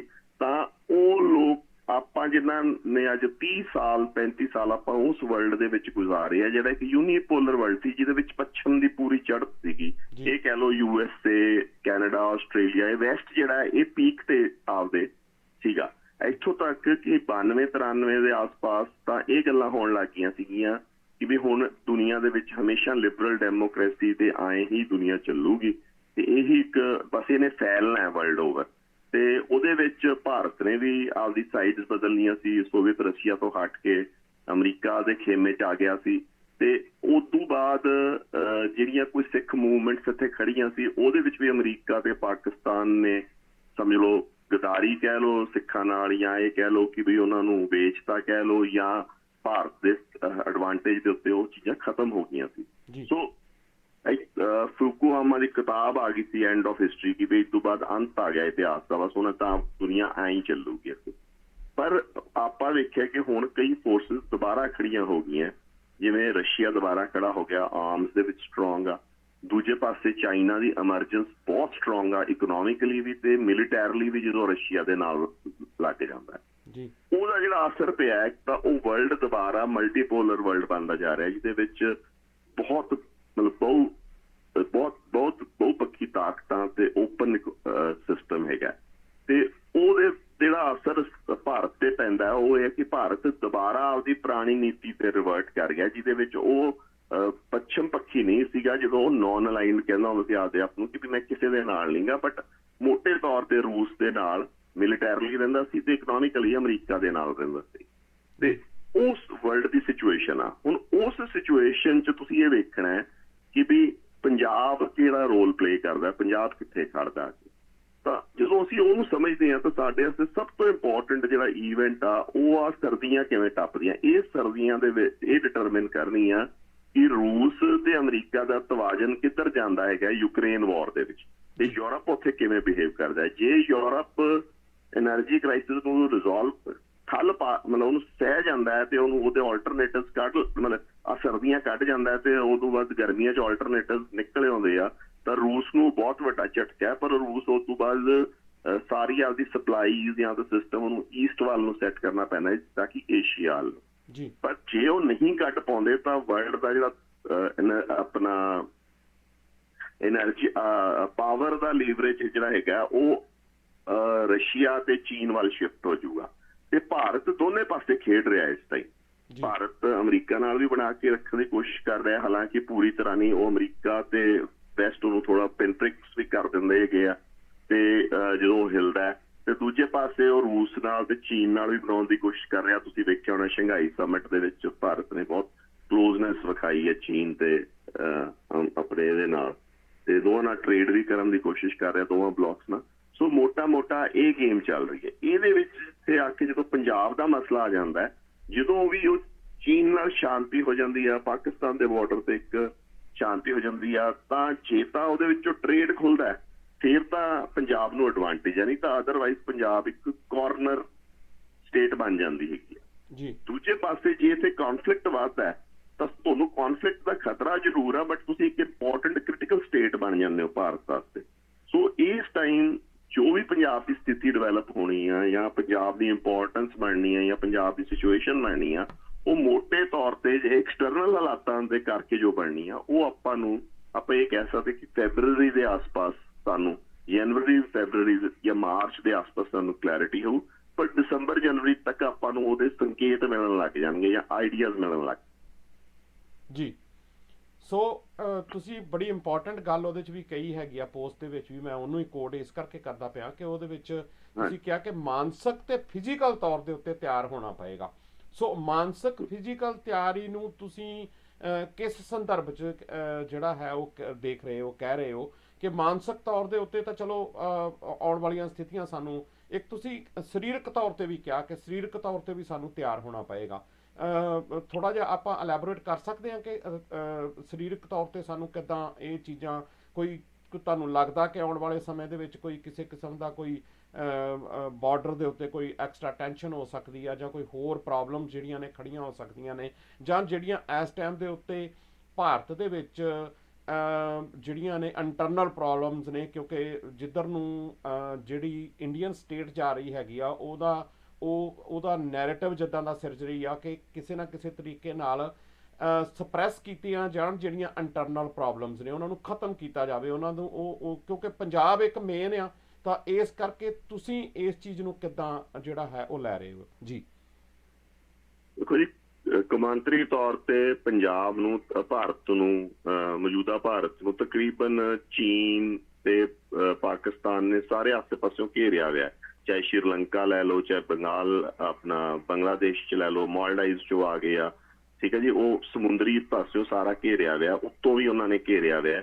ਸੋ ਘੇਰਾਬੰਦੀ ਉਹਨਾਂ ਨੇ ਪੂਰੀ ਕੀਤੀ ਹੈ। ਦੂਸਰੀ ਗੱਲ ਇਹ ਕਿ ਅੰਦਰ ਜੋ ਪਿਛਲੇ 6-7 ਸਾਲਾਂ 'ਚ ਜੋ ਜਿਸ ਤਰੀਕੇ ਦਾ ਨੈਰੇਟਿਵ ਸੈੱਟ ਕੀਤਾ ਗਿਆ ਕਿ ਵੀ ਮਾਈਨੋਰਿਟੀ ਖਾਸ ਮਾਈਨੋਰਿਟੀ ਦੇ ਅਗੇਂਸਟ, ਤਾਂ ਅੰਦਰ ਵੀ ਤੁਹਾਡੇ ਡਿਸਰਪਸ਼ਨ ਦਾ ਬਹੁਤ ਖਤਰਾ ਹੈ। ਜਿਵੇਂ ਮੈਂ ਤੁਹਾਨੂੰ 2 ਮਿੰਟ ਪਹਿਲਾਂ ਇਹ ਗੱਲ ਆਖੀ ਕਿ ਬਈ ਜੇ ਇਹ ਅਮਰੀਕਾ ਪੁਸ਼ ਕਰ ਜਾਂਦਾ ਤੇ ਭਾਰਤ ਅਮਰੀਕਾ ਖੇਮੇ ਜਾਂਦਾ ਤਾਂ ਸਾਰਾ ਜਿਹੜੀ ਲੜਾਈ ਹੈ ਯੂਕਰੇਨ ਤੋਂ ਹਟ ਕੇ ਤੇ ਈਸਟ 'ਚ ਆ ਜਾਊਗੀ, ਏਸ਼ੀਆ ਦੇ ਇਸ ਖਿੱਤੇ 'ਚ ਆ ਜਾਊਗੀ। ਜਦੋਂ ਉਹ ਇਸ ਖਿੱਤੇ 'ਚ ਆਊਗੀ ਤਾਂ ਤੁਸੀਂ ਇਹ ਨੈਚੁਰਲ ਇਹ ਹੈ ਕਿ ਵੀ ਤੁਸੀਂ ਕੌਨਫਲਿਕਟ ਜ਼ੋਨ ਦੇ ਵਿੱਚ ਆ ਗਏ, ਬਿਲਕੁਲ ਕੌਨਫਲਿਕਟ ਜ਼ੋਨ ਜੋ ਭਾਰਤ ਦਾ ਹੈਗਾ, ਜਿੱਥੇ ਰਵਾਇਤੀ ਹਮਲੇ ਹੁੰਦੇ ਆਏ ਆ ਪਿਛਲੇ 2-3 ਹਜ਼ਾਰ ਸਾਲਾਂ ਤੋਂ, ਤੁਸੀਂ ਉਹਦੇ ਰਾਹ ਦੇ ਵਿੱਚ ਆ ਗਏ। ਜਦੋਂ ਉਹਦੇ ਰਾਹ ਦੇ ਵਿੱਚ ਆਉਂਦੇ ਹੋ ਤਾਂ ਦੇਖੋ ਤੁਸੀਂ ਕਿਸੇ ਤਰੀਕੇ ਦੀ ਵੀ ਡਿਸਰਪਸ਼ਨ ਇੱਥੇ ਇਫੈਕਟ ਕਰ ਸਕਦੇ ਹੋ, ਤੇ ਉਹਦਾ ਜਿਹੜਾ ਸਕੇਲ ਹੋਊਗਾ ਉਹ ਜਿਹੜਾ ਆਪਾਂ ਨਾਦਰ ਸ਼ਾਹ, ਅਬਦਾਲੀ ਜਾਂ ਬਾਬਰ ਦਾ ਆਪਾਂ ਕਹਿੰਦੇ ਨੇ ਕਿ ਉਦੋਂ ਐਡੇ ਵੱਡੇ ਹਮਲੇ ਸੀ, ਉਹ ਜਾਂ ਮਤਲਬ ਈਵਨ ਮਾਡਰਨ ਟਾਈਮਸ ਜੋ ਸਿੱਖਾਂ ਤੇ ਹਮਲੇ ਹੋਏ ਆ 84 ਦੇ ਵਿੱਚ, ਉਹ ਤੁਹਾਨੂੰ ਬਹੁਤ ਛੋਟਾ ਲੱਗਣ ਲੱਗ ਜੂਗਾ, ਉਹ ਕੁਝ ਵੀ ਨਹੀਂ ਹੋਊਗਾ। ਮਤਲਬ ਜਿਵੇਂ ਯੂਰਪ ਨੇ ਵਰਲਡ ਵਾਰਸ ਜਦੋਂ ਵੇਖੀਆਂ ਤਾਂ ਉਹਨਾਂ ਨੂੰ ਪਤਾ ਲੱਗਿਆ ਕਿ ਵੀ ਐਡੀ ਵੱਡੀ ਲੜਾਈ ਵੀ ਹੋ ਸਕਦੀ ਹੈ। ਹੁਣ ਇਹ ਵਰਲਡ ਵਾਰ ਨਾਲੋਂ ਵੀ ਵੇਖੋ ਵੈਪਨਸ ਆਫ ਡਿਸਟਰਕਸ਼ਨ ਕਿੰਨੇ ਜ਼ਿਆਦਾ ਹੈਗੇ ਆ। ਸੋ ਆਪਾਂ ਜੋ ਸਕੇਲ ਵੇਖਾਂਗੇ ਉਹ ਮਲਟੀਪਲ ਟਾਈਮਸ ਹੋਊਗਾ। ਮਤਲਬ ਤਾਂ ਹੀ ਮੈਂ ਉਹਦੇ 'ਚ ਵੀ ਲਿਖਿਆ ਸੀ ਕਿ 100x ਸਕੇਲ ਹੋਊਗਾ ਵੀ ਉਹ ਹਮਲੇ ਸਾਨੂੰ ਅਬਦਾਲੀ, ਨਾਦਰ ਸ਼ਾਹ ਜਾਂ 84 ਸਾਨੂੰ ਬੜੇ ਛੋਟੇ ਛੋਟੇ ਲੱਗਣ ਲੱਗ ਜਾਣਗੇ ਕਿ ਉਹ ਤਾਂ ਹੋਇਆ ਹੀ ਕੁਛ ਨਹੀਂ ਸੀ ਜਿਵੇਂ। ਠੀਕ ਹੈ, ਤੇ ਇਹ ਜਿਹੇ ਹਾਲਾਤਾਂ ਦੇ ਵਿੱਚ ਤੁਸੀਂ ਮਾਨਸਿਕ ਤੌਰ ਤੇ ਵੀ ਲੜਨ ਦੇ ਕਾਬਿਲ ਹੋਣੇ ਚਾਹੀਦੇ ਹੋ, ਤੇ ਜੇ ਫਿਜ਼ੀਕਲੀ ਤੁਸੀਂ ਫਿੱਟ ਨਹੀਂ, ਤੁਸੀਂ ਕੀ ਲੜੋਗੇ? ਤੁਹਾਡੀ ਜੇ ਪੋਪੂਲੇਸ਼ਨ ਨਸ਼ੇ ਤੇ ਬੇਸਡ ਆ, ਤੁਹਾਡੀ ਪੋਪੂਲੇਸ਼ਨ ਨੂੰ ਰੋਜ਼ ਨਸ਼ਾ ਚਾਹੀਦਾ, ਉਹਨੂੰ ਦਵਾਈਆਂ ਚਾਹੀਦੀਆਂ, ਉਹਨੂੰ day to day medical care ਚਾਹੀਦੀ ਆ, ਅਨਹੈਲਦੀ ਜੇ ਤੁਹਾਡੇ ਲੋਕ ਆ, ਉਹ ਇੰਝ ਹੀ ਜਦੋਂ ਸਕੈਰਸਿਟੀ ਆਉਂਦੀ ਆ ਜਾਂ ਭੱਜ ਨੱਸ ਪੈਂਦੀ ਆ, ਉਹ ਨਹੀਂ ਚੱਲ ਸਕਦੇ। ਮੈਂ ਤੁਹਾਨੂੰ ਇੱਕ ਐਗਜ਼ਾਮਪਲ ਦਿੰਦਾ ਜੀ ਸੈਕੰਡ ਵਰਲਡ ਵਾਰ ਦੀ। ਜਦੋਂ ਨਾਜ਼ੀ ਜਰਮਨੀ ਨੇ ਆ ਕੇ, ਨਾਜ਼ੀਜ਼ ਨੇ ਪੈਰਿਸ ਨੂੰ ਘੇਰ ਲਿਆ, ਤਾਂ ਉਹਨਾਂ ਨੇ ਇੱਕ ਰਾਹ, ਉਹ ਇੱਕ ਪਾਸਾ ਖੁੱਲਾ ਛੱਡਤਾ ਸੀ ਜਿੱਥੋਂ ਪੈਰਿਸ ਦੀ ਜਿਹੜੀ ਅਲੀਟ ਸੀ ਜਾਂ ਮਿਡਲ ਕਲਾਸ ਸੀ, ਜਿਹੜੇ ਕਾਰਾਂ ਰੱਖਦੇ ਸੀ, ਵਧੀਆ ਮਤਲਬ ਫਰਿੱਜਾਂ, ਮਤਲਬ ਰੋਟੀ ਚੰਗੀ ਖਾਂਦੇ ਸੀ, ਮਤਲਬ ਚੰਗੇ ਕੁਆਲਿਟੀ ਪੀਪਲ ਸੀ, ਤਾਂ ਉਹ ਉੱਥੋਂ ਉਹਨਾਂ ਨੇ ਜਿਸ ਵੇਖਿਆ ਵੀ ਫੌਜ ਆ ਗਈ ਜਰਮਨ ਦੀ, ਤਾਂ ਉਹਨਾਂ ਨੇ ਆਪਦੀਆਂ ਕਾਰਾਂ 'ਚ ਆਪਦੇ ਸੈਂਡਵਿਚ ਵਿੱਚ ਖਾਣੇ, ਪੈਕਿੰਗ ਵਾਟਰ ਬੋਟਲ ਲੋਡ ਕਰਕੇ ਭੱਜਣਾ ਸ਼ੁਰੂ ਕਰਤਾ। ਤੇ ਜਿਹੜਾ ਉੱਥੇ ਨਾਜ਼ੀ ਕਮਾਂਡਰ ਸੀ, ਉਹਨੇ ਹਿਟਲਰ ਨੂੰ ਤੋਂ ਪਰਮਿਸ਼ਨ ਮੰਗੀ ਕਿ ਵੀ ਮੈਂ ਇਹਨਾਂ ਨੂੰ ਉਧਰੋਂ ਘੇਰ ਕੇ ਵੀ ਇਹਨਾਂ ਨੂੰ ਮਤਲਬ ਇਹਨਾਂ ਨੂੰ ਜਾਣ ਨਾ ਦੇਵਾਂ, ਹਨਾ, ਕਿਉਂਕਿ ਉਹ ਤਾਂ ਸਿਟੀ ਵਿੱਚ ਆਉਂਦੇ ਸੀ ਨਾ ਅਲਾਈਵ। ਤੇ ਉਹ ਬੜਾ, ਉਹਨੇ ਹਿਟਲਰ ਨੇ ਕਿਹਾ ਵੀ ਚਿੰਤਾ ਨਾ ਕਰ, ਕਿਵੇਂ ਨਹੀਂ ਭੱਜ ਸਕਦੇ। ਤੇ ਗੱਲ ਇਹ ਹੋਈ ਜੀ, ਕੋਈ 10 ਕਿਲੋਮੀਟਰ ਤੇ, ਕੋਈ 20 ਕਿਲੋਮੀਟਰ ਤੇ, ਕੋਈ 50 ਕਿਲੋਮੀਟਰ ਤੇ ਗੱਡੀਆਂ ਰੁਕੀਆਂ ਪਈਆਂ, ਡਿੱਗੇ ਪਏ ਤੇ ਥੱਕੇ ਪਏ। ਕੋਈ ਜਿਹੜੇ ਸਾਈਕਲ ਤੇ ਭੱਜੇ ਸੀ ਉਹਨਾਂ ਤੋਂ 5 ਕਿਲੋਮੀਟਰ ਨਹੀਂ ਜਾਇਆ ਗਿਆ, ਕੋਈ ਪੈਦਲ ਭੱਜੇ ਸੀ 2-2 ਕਿਲੋਮੀਟਰ ਤੋਂ ਚੱਕ ਕੇ ਉਹਨਾਂ ਨੇ ਵਾਪਸ ਘਰਾਂ 'ਚ ਸਿੱਟ ਤੇ। ਟੁਡੇ ਯੋਰ ਹੈਲਥ ਸਿਚੁਏਸ਼ਨ ਜਿਹੜੀ ਤੁਹਾਡੀ ਹੈਗੀ ਆ, ਤੁਸੀਂ ਆਪਦੀ ਲੀਡਰਸ਼ਿਪ ਨੂੰ ਵੇਖ ਲਓ, ਤੁਸੀਂ ਆਪਦੇ ਲੋਕਾਂ ਨੂੰ ਵੇਖ ਲਓ, ਤੁਸੀਂ ਆਪਦੇ ਪੋਲੀਟੀਕਲ ਕਾਡਰਸ ਨੂੰ ਵੇਖ ਲਓ, ਤੁਸੀਂ ਆਪਦੀ ਪੁਲਿਸ ਨੂੰ ਵੇਖ ਲਓ, ਤੁਸੀਂ ਉਹਨਾਂ ਦੀ ਜੇ ਹੈਲਥ ਦੀ ਸਿਚੁਏਸ਼ਨ ਵੇਖੋ, ਬਹੁਤ ਹੀ ਡਿਸਮਲ ਆ। ਉਹਨਾਂ 'ਚੋਂ ਕ੍ਰਾਈਸਿਸ ਸਿਚੁਏਸ਼ਨ 'ਚ 10% ਬੰਦੇ ਵੀ ਸਰਵਾਈਵ ਕਰਨ ਵਾਲੇ ਹੈ ਜੀ। ਠੀਕ ਹੈ ਜੀ, ਮੈਂ ਹੱਸਦਾ ਹੁੰਦਾ ਵੀ ਪਿੰਡਾਂ 'ਚ ਜਾ ਕੇ ਪਤਾ ਤਾਂ ਕਰੋ ਵੀ 100 ਮੀਟਰ 13 ਸੈਕਿੰਡ ਤੋਂ ਘੱਟ ਕਿਹੜਾ ਭੱਜ ਲੈਂਦੇ ਆ, ਕਿੰਨੇ ਨੌਜਵਾਨ ਜੀ। ਬਿਲਕੁਲ, ਠੀਕ ਹੈ। ਸੋ ਜਦੋਂ ਕ੍ਰਾਈਸਿਸ ਸਿਚੁਏਸ਼ਨ ਆਊਗੀ ਸਰ, ਜਦੋਂ ਤੁਹਾਡੇ ਕੋਲ ਮੈਡੀਕਲ ਏਡ ਨਹੀਂ ਆਉਣੀ, ਜਦੋਂ ਤੁਹਾਡੇ ਕੋਲੇ ਤੁਹਾਨੂੰ ਬਲੱਡ ਪ੍ਰੈਸ਼ਰ ਦੀਆਂ ਤੇ ਆਪਣਾ ਇਹਦੀਆਂ ਹਾਰਟ ਦੀਆਂ ਦਵਾਈਆਂ ਨਹੀਂ ਮਿਲਣੀਆਂ, ਤੁਹਾਡੀ ਕਿੰਨੀ ਕੁ ਪੋਪੂਲੇਸ਼ਨ ਸਰਵਾਈਵ ਕਰੂਗੀ? ਸੋ ਲੜਾਈ ਦਾ ਜਿਹੜਾ ਰੂਪ ਆਪਾਂ ਵੇਖਿਆ ਨੀਗਾ, ਆਪਾਂ ਨੂੰ ਪਤਾ ਨਹੀਂ, ਉਹ ਜਦੋਂ ਆਊਗਾ ਤਾਂ ਤੁਸੀਂ, ਤੁਹਾਡਾ ਹਾਲਾਤ ਅੱਜ ਤੋਂ 500 ਸਾਲ 400 ਸਾਲ ਪੁਰਾਣੇ ਵਰਗਾ ਇੰਫਰਾਸਟਰਕਚਰ ਤੇ ਆ ਜਾਣਗੇ, ਵਾਟਰ ਸਪਲਾਈਜ਼ ਰੁਕਣਗੀਆਂ ਤੁਹਾਡੀਆਂ, ਤਾਂ ਉਸ ਬਿਜਲੀ ਰੁਕੂਗੀ। ਤਾਂ ਉਹ ਜੇ ਸਮੇਂ ਨੂੰ ਫਾਈਟ ਕਰਨ ਦੀ ਜਿਹੜੀ ਸਿਚੁਏਸ਼ਨ, ਉਹ 'ਚ ਮੈਂਟਲ ਬੈਲੈਂਸ ਬਹੁਤ ਜ਼ਰੂਰੀ ਆ ਤੇ ਹੈਲਦੀ ਬਹੁਤ ਜ਼ਰੂਰੀ ਹੈ। ਤੇ ਇੱਕ ਮੈਂ ਇਹ ਗੱਲ ਮੰਨਦਾ ਮੋਟਾ ਕਿ we only healthy body can have a healthy mind. So ਤੁਹਾਡੀ ਲੀਡਰਸ਼ਿਪ ਕੁਆਲਿਟੀ ਜਿਹੜੀ ਆ ਉਹ ਤਾਂ ਹੀ ਚੰਗੀ ਹੋਊਗੀ ਜੋ ਹੈਲਦੀ ਹੋਊ। ਬਿਲਕੁਲ। ਸੋ ਇੱਕ ਗੱਲ ਮੈਂ ਹੋਰ ਜਿਹੜੀ ਲੇਟੈਸਟ ਜੇ ਤੁਹਾਡੀ ਨਜ਼ਰ 'ਚ ਆਈ ਹੋਵੇ ਕਿ ਇਸ ਟਾਈਮ ਦੇ ਉੱਤੇ ਰਸ਼ੀਆ ਦੇ ਵਿੱਚ ਜਿਹੜਾ ਮਾਹੌਲ ਬਣਿਆ ਹੋਇਆ ਕਿ ਉਹਨਾਂ ਨੇ ਆਪਣੇ ਪੁਰਾਣੇ ਜਿਹੜੇ ਸੋਲਜਰ ਸੀਗੇ ਜਾਂ ਪੁਰਾਣੇ ਜਿਹੜੇ ਰਿਟਾਇਰੀ ਜਿਹੜੇ ਉਹਨਾਂ ਦੇ ਸੋਲਜਰ ਸੀ ਜਾਂ ਬਹੁਤ ਸਾਰੇ ਪੁਰਾਣਿਆਂ ਨੂੰ ਵੀ ਉਹਨਾਂ ਨੇ ਇਨਵਾਈਟ ਕੀਤਾ ਤੇ ਇੱਕ ਰੈਫਰੈਂਡਮ ਦੀ ਗੱਲ ਵੀ ਉੱਥੇ ਉਹਨਾਂ ਨੇ ਚਲਾ ਦਿੱਤੀ। ਉੱਥੇ ਵੀ ਲੋਕ ਜਿਹੜੇ ਨੇ ਉਹ ਜਿਹੜੇ ਜਿੱਦਾਂ ਤੁਸੀਂ ਗੱਲ ਕੀਤੀ, ਉੱਥੇ ਵੀ ਲੋਕ ਉੱਥੋਂ ਹੁਣ ਨੱਠ ਰਹੇ ਨੇ ਕਿਸੇ ਨਾ ਕਿਸੇ ਤਰੀਕੇ ਨਾਲ, ਉੱਥੋਂ ਬਾਹਰ $5,000 ਦੀ ਜੇ ਟਿਕਟ ਲੈ ਕੇ ਵੀ ਉੱਥੋਂ ਜਿਹੜੇ ਲੋਕ ਨੇ ਇਸ ਟਾਈਮ ਤੇ ਭੱਜਣਾ ਸ਼ੁਰੂ ਕੀਤਾ ਹੋਇਆ। ਸੋ ਇਸ ਸਿਚੁਏਸ਼ਨ ਨੂੰ ਜੇ ਆਪਾਂ ਰਸ਼ੀਆ ਦੇ ਵਿੱਚ ਦੇਖ ਰਹੇ ਹੈਗੇ ਆ, ਤਾਂ ਜਿਹੜੀ ਸਿਚੁਏਸ਼ਨ ਨੂੰ ਤੁਸੀਂ ਕੰਪੇਅਰ ਕਰਦੇ ਪਏ ਹੋ ਕਿ ਆਉਣ ਵਾਲੇ ਸਮੇਂ ਦੇ ਵਿੱਚ ਜਿਹੜੇ ਉਹ ਲੋਕ ਨੇ ਜਿਹੜੇ ਜਿਨ੍ਹਾਂ ਨੇ ਬਹੁਤ ਸਾਰੀਆਂ ਲੜਾਈਆਂ ਦੇਖੀਆਂ ਨੇ, ਆਪਾਂ ਲੜਾਈਆਂ ਬਹੁਤ ਛੋਟੀਆਂ ਦੇਖੀਆਂ ਜਿੱਦਾਂ ਤੁਸੀਂ ਐਕਸਪਲੇਨ ਕੀਤਾ। ਸੋ ਇਸ ਸਿਚੁਏਸ਼ਨ ਦੇ ਵਿੱਚ ਜਿੱਦਾਂ ਦਾ ਪੰਜਾਬ ਇਸ ਟਾਈਮ ਦੇ ਉੱਤੇ ਹੈ ਕਿ 10% ਬੰਦੇ ਵੀ ਫਿਰ ਸਰਵਾਈਵ ਨਹੀਂ ਕਰ ਪਾਉਣਗੇ, ਤੇ ਸਾਡੇ ਕੋਲ ਰਸਤਾ ਕੀ ਬਚਦਾ ਹੈਗਾ? ਸਾਨੂੰ ਕਿਹੜਾ ਰਸਤਾ ਅਪਣਾ ਲੈਣਾ ਚਾਹੀਦਾ ਹੈਗਾ? ਕੋਈ ਧਾਰਮਿਕ ਪੱਖ ਵਾਲੀ ਸਾਈਡ ਨੂੰ ਕਰਨਾ ਚਾਹੀਦਾ, ਜਾਂ ਕਿਉਂਕਿ ਇਹੋ ਜਿਹੀ ਸਿਚੁਏਸ਼ਨ ਦੇ ਵਿੱਚ ਤਾਂ ਫਿਰ ਬਹੁਤ ਮੋਟੀਵੇਸ਼ਨ ਦੀ ਵੀ ਜ਼ਰੂਰਤ ਆ, ਅਵੇਅਰਨੈਸ ਦੀ ਵੀ ਜ਼ਰੂਰਤ ਆ, ਕਿਉਂਕਿ ਬਹੁਤ ਸਾਰੀਆਂ ਚੀਜ਼ਾਂ ਜਦੋਂ ਆ ਕੇ ਇੱਕਦਮ ਪੈ ਜਾਣਗੀਆਂ ਤਾਂ ਫਿਰ ਉਹਦੇ ਤੋਂ ਉਸ ਸਿਚੁਏਸ਼ਨ 'ਚੋਂ ਤਾਂ ਨਿਕਲਣਾ ਬਹੁਤ ਔਖਾ ਹੋ ਜਾਏਗਾ। ਮੈਂ ਸਿੱਖ ਨੁਕਤਾ ਨਿਗਾਹ ਤੋਂ ਤੁਹਾਨੂੰ ਇਹ ਗੱਲ ਪੁੱਛਣੀ ਚਾਹਾਂਗਾ ਕਿ ਕਿਉਂਕਿ ਸਾਡੀ ਪਾਪੂਲੇਸ਼ਨ ਉੱਥੇ ਜ਼ਿਆਦਾ, ਕਿਉਂਕਿ ਜਦੋਂ ਵੀ ਅਸੀਂ ਜੇ ਪੁਰਾਣੀ ਗੱਲ ਤੁਸੀਂ ਕੀਤੀ ਅਬਦਾਲੀ ਦੀ, ਤਾਂ ਅਸੀਂ ਉਸ ਸਟਰਗਲ ਨੂੰ ਉਸ ਸਮੇਂ ਸਹਿੰਦੇ ਰਹੇ ਹਾਂ, ਪਰ ਉਸ ਸਮੇਂ ਕੁਝ ਅਲੱਗ ਤਰ੍ਹਾਂ ਦੇ ਲੋਕ ਸੀ, ਇਸ ਤਰ੍ਹਾਂ ਦੀ ਨਾ ਤਾਂ ਹੈਲਥ ਸਿਚੁਏਸ਼ਨ ਸੀ, ਨਾ ਇਸ ਤਰ੍ਹਾਂ ਦੀਆਂ ਇਹ ਸਿਚੁਏਸ਼ਨ ਸੀ। ਭਾਵੇਂ ਅੱਜ ਅਸੀਂ ਮਾਡਰਨ ਵਰਲਡ 'ਚ ਹਾਂ, ਪਰ ਲੇਕਿਨ ਅੱਜ ਜੋ ਸਾਡੀ ਸਿਚੁਏਸ਼ਨ ਹੈ, ਸੋ ਫਿਰ ਸਾਨੂੰ ਕਿਹੜਾ ਪੱਖ ਇਸ ਟਾਈਮ ਤੇ ਉਭਾਰਨ ਦੀ ਜਿਹੜੀ ਹੈਗੀ ਆ ਉਹ ਜ਼ਰੂਰਤ ਹੈਗੀ ਆ ਜੀ? ਦੇਖੋ, ਪਹਿਲੀ ਗੱਲ ਤਾਂ ਮੈਂ ਵਾਪਸ ਆਉਣਾ ਕਿ ਦੇਖੋ, ਗੁਰੂ ਪਹਿਲੇ ਪਾਤਸ਼ਾਹ ਤੋਂ ਬਾਅਦ ਦੂਜੇ ਪਾਤਸ਼ਾਹ ਨੇ ਸਿਹਤ ਵੱਲ ਬਹੁਤ ਧਿਆਨ ਦਿੱਤਾ ਹਨਾ। ਉਹਨੇ ਮੱਲ ਅਖਾੜੇ ਲਾਏ, ਮੱਲ ਅਖਾੜੇ ਜੀ, ਆਪਣਾ ਕੁਸ਼ਤੀਆਂ ਕਰਾਈਆਂ, ਅਖਾੜੇ ਬਹੁਤ ਬਣਾਏ, ਲੋਕਾਂ ਲਾਇਆ ਜੀ ਅਖਾੜੇ ਬਹੁਤ ਬਣਾਏ। ਤੇ ਉਹਨਾਂ ਨੂੰ ਵੀ ਇਹਦਾ ਮਤਲਬ ਇਹ ਪਤਾ ਸੀ ਕਿ ਹੈਲਥ ਕਿੰਨੀ ਪ੍ਰਾਇਮਰੀ ਆ। ਮਤਲਬ ਹੋਰ ਜਿਹੜੇ ਡਿਸੀਜਨਸ ਆ ਉਹ ਬਾਅਦ ਚ ਹੋਏ, ਪਹਿਲਾਂ ਹੈਲਥ ਤੇ ਉਹਨਾਂ ਨੇ ਕਿ ਵੀ ਗੁਰੂ ਦੇ ਨਾਲ ਜਾਂ ਉਸ ਗੈਬੀ ਸ਼ਕਤੀ ਦੇ ਨਾਲ ਜੁੜਨ ਤੋਂ ਬਾਅਦ ਤੁਸੀਂ ਤੁਹਾਡੀ ਸਿਹਤ ਵੀ ਉਨੀ ਹੀ ਇੰਪੋਰਟੈਂਟ ਆ। ਇਹ ਆਪਾਂ ਨੂੰ ਉਵੇਂ ਪਤਾ ਲੱਗਦਾ ਵੀ ਕਿ ਪਹਿਲ ਕਿਹਨੂੰ ਦਿੱਤੀ ਸਾਡੇ ਗੁਰੂਆਂ ਨੇ, ਹਨਾ, ਮਤਲਬ ਇੰਪੋਰਟੈਂਸ ਕਿਹਨੂੰ ਦਿੱਤੀ। ਸੋ ਹੈਲਥ ਇਸ ਕਰਕੇ ਵੀ ਇੰਪੋਰਟੈਂਟ। ਹੁਣ ਜਦੋਂ ਆਪਾਂ ਆਉਂਦੇ ਹਾਂ ਕਿ ਉਹ ਜੀ ਸਿਚੁਏਸ਼ਨ ਆਊਗੀ, ਤੁਸੀਂ ਵੇਖੋ ਕਿ ਪੁਰਾਣੇ ਹਮਲਿਆਂ ਨਾਲੋਂ ਆਪਾਂ ਕਿਵੇਂ ਡਿਫਰੈਂਟ ਹੋਵਾਂਗੇ। ਕਿ ਜਦੋਂ ਅਬਦਾਲੀ ਆਉਂਦਾ ਹੁੰਦਾ ਸੀ ਤਾਂ ਸਾਡੇ ਲੋਕ ਇੱਥੋਂ ਦੋ ਪਾਸੇ ਨੂੰ ਜਾਂਦੇ ਸੀਗੇ। ਜਿਹੜੇ ਤਾਂ ਧਨਾੜ ਲੋਕ ਹੁੰਦੇ ਸੀ ਜਾਂ ਸਰਵਾਈਵ ਕਰ ਸਕਦੇ ਸੀ, ਉਹ ਪਹਾੜਾਂ ਨੂੰ ਚੜ ਜਾਂਦੇ ਸੀ, ਠੀਕ ਹੈ ਜੀ। ਤੇ ਜਿਹੜੇ ਲੜਾਕੇ ਹੁੰਦੇ ਸੀਗੇ ਉਹ ਇਹ ਇਲਾਕਾ ਛੱਡ ਕੇ ਤੇ ਮਾਲਵੇ ਦੇ ਟਿੱਬਿਆਂ 'ਚ ਜਾਂਦੇ ਰਹਿੰਦੇ ਸੀਗੇ, ਮਤਲਬ ਬਰਨਾਲੇ ਤੋਂ ਹੇਠਾਂ, ਜਿਹਨੂੰ ਅੱਜ ਤੁਸੀਂ ਆਪਣਾ ਮਾਲਵਾ ਕਹਿੰਦੇ ਆਪਾਂ, ਸੰਗਰੂਰ ਵਾਲਾ ਏਰੀਆ, ਫਿਰੋਜ਼ਪੁਰ ਤਾਂ ਨਹੀਂ, ਫਰੀਦਕੋਟ ਬਠਿੰਡੇ ਵਾਲਾ ਏਰੀਆ ਹਨਾ, ਮਲੋਟ ਬਰਨਾਲੇ ਤੋਂ ਅੱਗੇ ਵਾਲਾ ਏਰੀਆ, ਮਤਲਬ ਇਸ ਏਰੀਆ ਦੇ ਵਿੱਚੋਂ ਆ ਜਾਂਦੇ ਸੀਗੇ। ਤੇ ਉਹ ਵਿੱਚੋਂ ਇੱਕ ਸਟਰਾਈਕ ਮਾਰਦਾ ਨਿਕਲ ਜਾਂਦਾ ਹੁੰਦਾ ਸੀ, ਤੇ ਜਦੋਂ ਇੱਥੇ ਸੇਫਟੀ ਹੋ ਜਾਂਦੀ ਸੀਗੀ ਉਹ ਵਾਪਸ ਲੋਕ ਆ ਜਾਂਦੇ ਸੀ। ਜਿਹੜੇ ਜੁਝਾਰੂ ਹੁੰਦੇ ਸੀ ਉਹ ਹਮਲੇ ਕਰਦੇ ਰਹਿੰਦੇ ਹੁੰਦੇ ਸੀਗੇ, ਤੇ ਜੋ ਉਹਨੂੰ ਡੈਮੇਜ ਕਰ ਸਕਦੇ ਸੀ ਜਾਂ ਔਰਤਾਂ ਨੂੰ ਛੁਡਾ ਸਕਦੇ ਸੀ ਜਾਂ ਉਹਦੇ ਸਮਾਨ ਨੂੰ ਲੁੱਟ ਖੋ ਵਾਪਸ ਕਰ ਸਕਦੇ ਸੀ, ਉਹ ਕਰਦੇ ਰਹਿੰਦੇ ਸੀ। ਪਰ ਉਹ ਬਹੁਤ ਛੋਟਾ ਸੈਕਸ਼ਨ ਆਫ ਪਾਪੂਲੇਸ਼ਨ ਹੋਣਗੇ ਨਾ ਜਿਹੜੇ ਲੜਾਕੇ ਐਕਚੁਅਲ ਹੋਣਗੇ। ਬਾਕੀ ਤਾਂ ਐ ਖਿੰਡਰ ਜਾਂਦੇ ਸੀ, ਇਲਾਕਾ ਛੱਡ ਜਾਂਦੇ ਸੀ। ਪਰ ਅੱਜ ਦੀ ਸਿਚੁਏਸ਼ਨ 'ਚ ਉਦੋਂ ਉਹ ਪਹਾੜਾਂ ਵਾਲੇ ਲੋਕ ਉਹਨਾਂ ਨੂੰ ਸੰਭਾਲ ਵੀ ਰਹਿੰਦੇ ਸੀ, ਕਿਉਂਕਿ ਉਹ ਇੱਕੋ ਉਹਨਾਂ ਦਾ ਹਮਲਾਵਰ ਸਾਂਝਾ ਸੀਗਾ। ਤੇ ਇਸੇ ਤਰੀਕੇ ਨਾਲ ਇੱਧਰ ਵੀ ਜਿਹੜਾ ਪਾਪੂਲੇਸ਼ਨ ਸੀ ਟਿੱਬਿਆਂ ਦੇ ਵਿੱਚ, ਜਿੱਥੇ ਰੀਚ ਨਹੀਂ ਕਰ ਸਕਦੀ ਸੀ ਉਹਨਾਂ ਦੀਆਂ ਫੌਜਾਂ, ਉਹ ਵੀ ਸਿੱਖ ਪਾਪੂਲੇਸ਼ਨ ਸੀਗੀ ਮਾਲਵੇ।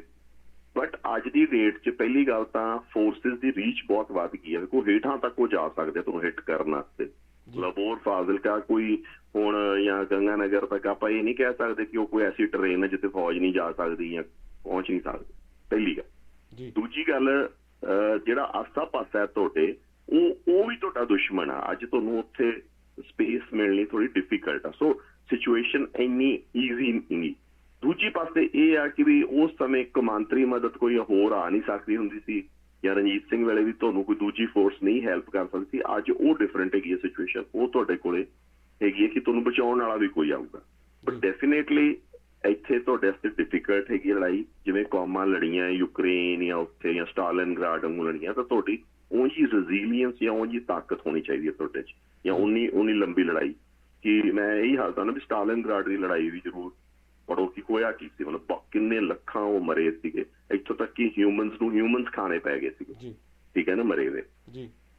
ਤੇ ਸਰਵਾਈਵਲ ਬਹੁਤ ਡਿਫਿਕਲਟ ਹੁੰਦਾ ਆ। ਸੋ ਇਹ ਮੈਂ ਇਹ ਨਹੀਂ ਕਹਿ ਰਿਹਾ ਕਿ ਵੀ ਇੰਝ ਸਿਚੁਏਸ਼ਨ ਬਣੂਗੀ, ਬਟ ਜੇ ਤੁਸੀਂ ਉਹ ਕਹਿੰਦੇ ਨਾ ਵਰਸਟ ਵਾਸਤੇ ਤਿਆਰ ਹੋ ਤਾਂ worst never comes to you, ਪਹਿਲੀ ਗੱਲ। ਦੂਸਰੀ ਗੱਲ ਇਹ ਆ ਕਿ ਜਿਹੜਾ ਇਹ ਇਲਾਕਾ ਇਹ ਇੰਨਾ ਇੰਪੋਰਟੈਂਟ ਆ ਕਿ ਇੱਥੇ ਗਹਿ ਵਿੱਚ ਜੇ ਲੜਾਈ ਹੋ ਜਾਂਦੀ ਹੈ ਤੇ ਇੱਥੇ ਗਹਿ ਵਿੱਚ ਲੜਾਈ ਹੋਊਗੀ।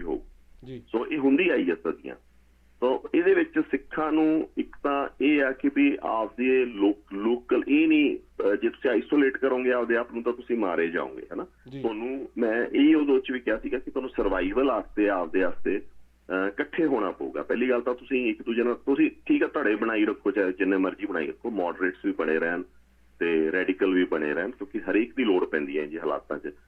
ਮਿਸਲ ਕਾਲ ਵੇਲੇ ਵੀ ਮਿਲਵਰਤਨੀਏ ਸਿੱਖ ਵੀ ਹੁੰਦੇ ਸੀ ਤੇ ਰਾਠ ਸਿੱਖ ਵੀ ਹੁੰਦੇ ਸੀ, ਤੇ ਸਾਰੇ ਇੱਕ ਦੂਜੇ ਦੀ ਸਪੋਰਟ ਕਰਦੇ ਸੀ। ਕੌੜਾ ਮੱਲ ਵੀ ਸੀਗਾ ਤੇ ਦਰਬਾਰਾ ਸਿੰਘ ਹਰੇ ਵੀ ਸੀ ਤੇ ਨਵਾਬ ਕਪੂਰ ਸਿੰਘ ਹਰੇ ਵੀ ਸੀ। ਸਾਰੇ ਇੱਕ ਦੂਜੇ ਨਾਲ ਆਪਰੇਟ ਕਰਦੇ ਸੀ ਸਾਂਝੇ ਤੌਰ ਤੇ ਫਾਈਨਲ ਸਰਵਾਈਵਲ ਵਾਸਤੇ। ਤੁਹਾਨੂੰ ਵੀ ਅੱਜ ਇੰਨੇ ਖੁੱਲੀ ਪੋਲਿਟਿਕਸ ਕਰਨੀ ਪਊ ਕਿ ਤੁਹਾਨੂੰ ਕੌੜੇ ਮੱਲ ਵੀ ਲੱਭਣੇ ਪੈਣੇ ਆ ਜਿਹੜੇ ਸਰਕਾਰਾਂ ਦੇ ਵਿੱਚ ਬੈਠੇ ਹੋਣ, ਤੇ ਤੁਹਾਨੂੰ ਉਹ ਬੰਦੇ ਵੀ ਤੁਹਾਡੇ ਹੋਣੇ ਚਾਹੀਦੇ ਆ ਜਿਹੜੇ ਸਟਰੋਂਗ ਰੈਡੀਕਲ ਪੋਲਿਟਿਕਸ ਕਰਨ, ਤੇ ਉਹ ਵੀ ਹੋਣੇ ਚਾਹੀਦੇ ਜਿਹੜੇ ਮੋਡਰੇਟ ਸਿੱਖ ਪੋਲਿਟਿਕਸ ਕਰਨ। ਸੋ ਤੇ ਆਸੇ ਪਾਸੇ ਵਾਲੀਆਂ ਕੌਮਾਂ ਨੂੰ ਵੀ ਜਿਹੜੇ ਵਰਗ ਤੁਹਾਡੇ ਤੋਂ ਤੋੜੇ ਜਾ ਰਹੇ ਆ, ਫॉर ਐਗਜ਼ਾਮਪਲ ਤੁਹਾਡੇ ਅੰਦਰ ਜਿਹੜੀਆਂ ਵੰਡੀਆਂ ਪਾਈਆਂ ਜਾ ਰਹੀਆਂ ਜਾਂ ਵੰਡੀਆਂ ਨੂੰ ਵਧਾ ਕੇ ਵਿਖਾਇਆ ਜਾ ਰਿਹਾ, ਉਹਨਾਂ ਨੂੰ ਕਿਵੇਂ ਨਾ ਕਿਵੇਂ ਆਪਦੇ ਕਲਾਵੇ 'ਚ ਲਓ ਤੇ ਪੰਜਾਬ ਦੀ ਪੋਪੂਲੇਸ਼ਨ ਤਾਂ ਤੁਹਾਡੇ ਨਾਲ ਹੋਣੀ ਚਾਹੀਦੀ, ਉਹਨਾਂ ਨੂੰ ਹੋਣਾ ਚਾਹੀਦਾ ਕਿ ਹਾਂ ਵੀ ਕ੍ਰਾਈਸਿਸ ਦੇ ਟਾਈਮ 'ਚ ਜਾਂ ਚੰਗੇ ਸਮੇਂ ਦੇ ਟਾਈਮ 'ਚ ਚੰਗਾ ਰਾਜ ਦੇਣਗੇ, ਕ੍ਰਾਈਸਿਸ ਦੇ ਟਾਈਮ ਸਾਨੂੰ ਸਪੋਰਟ ਦੇਣਗੇ। ਮਿਸਲ ਕਾਲ ਦੇ ਵੇਲੇ ਸਕਸੈਸ ਦਾ ਇਹ ਸਭ ਤੋਂ ਵੱਡਾ ਕਾਰਨ ਸੀ ਕਿ ਜਿਹੜੀ ਨੇਟਿਵ ਪੋਪੂਲੇਸ਼ਨ ਸੀ, ਚਾਹੇ ਉਹ ਮੁਸਲਮਾਨ ਸੀ ਚਾਹੇ ਉਹ ਹਿੰਦੂ ਸੀ,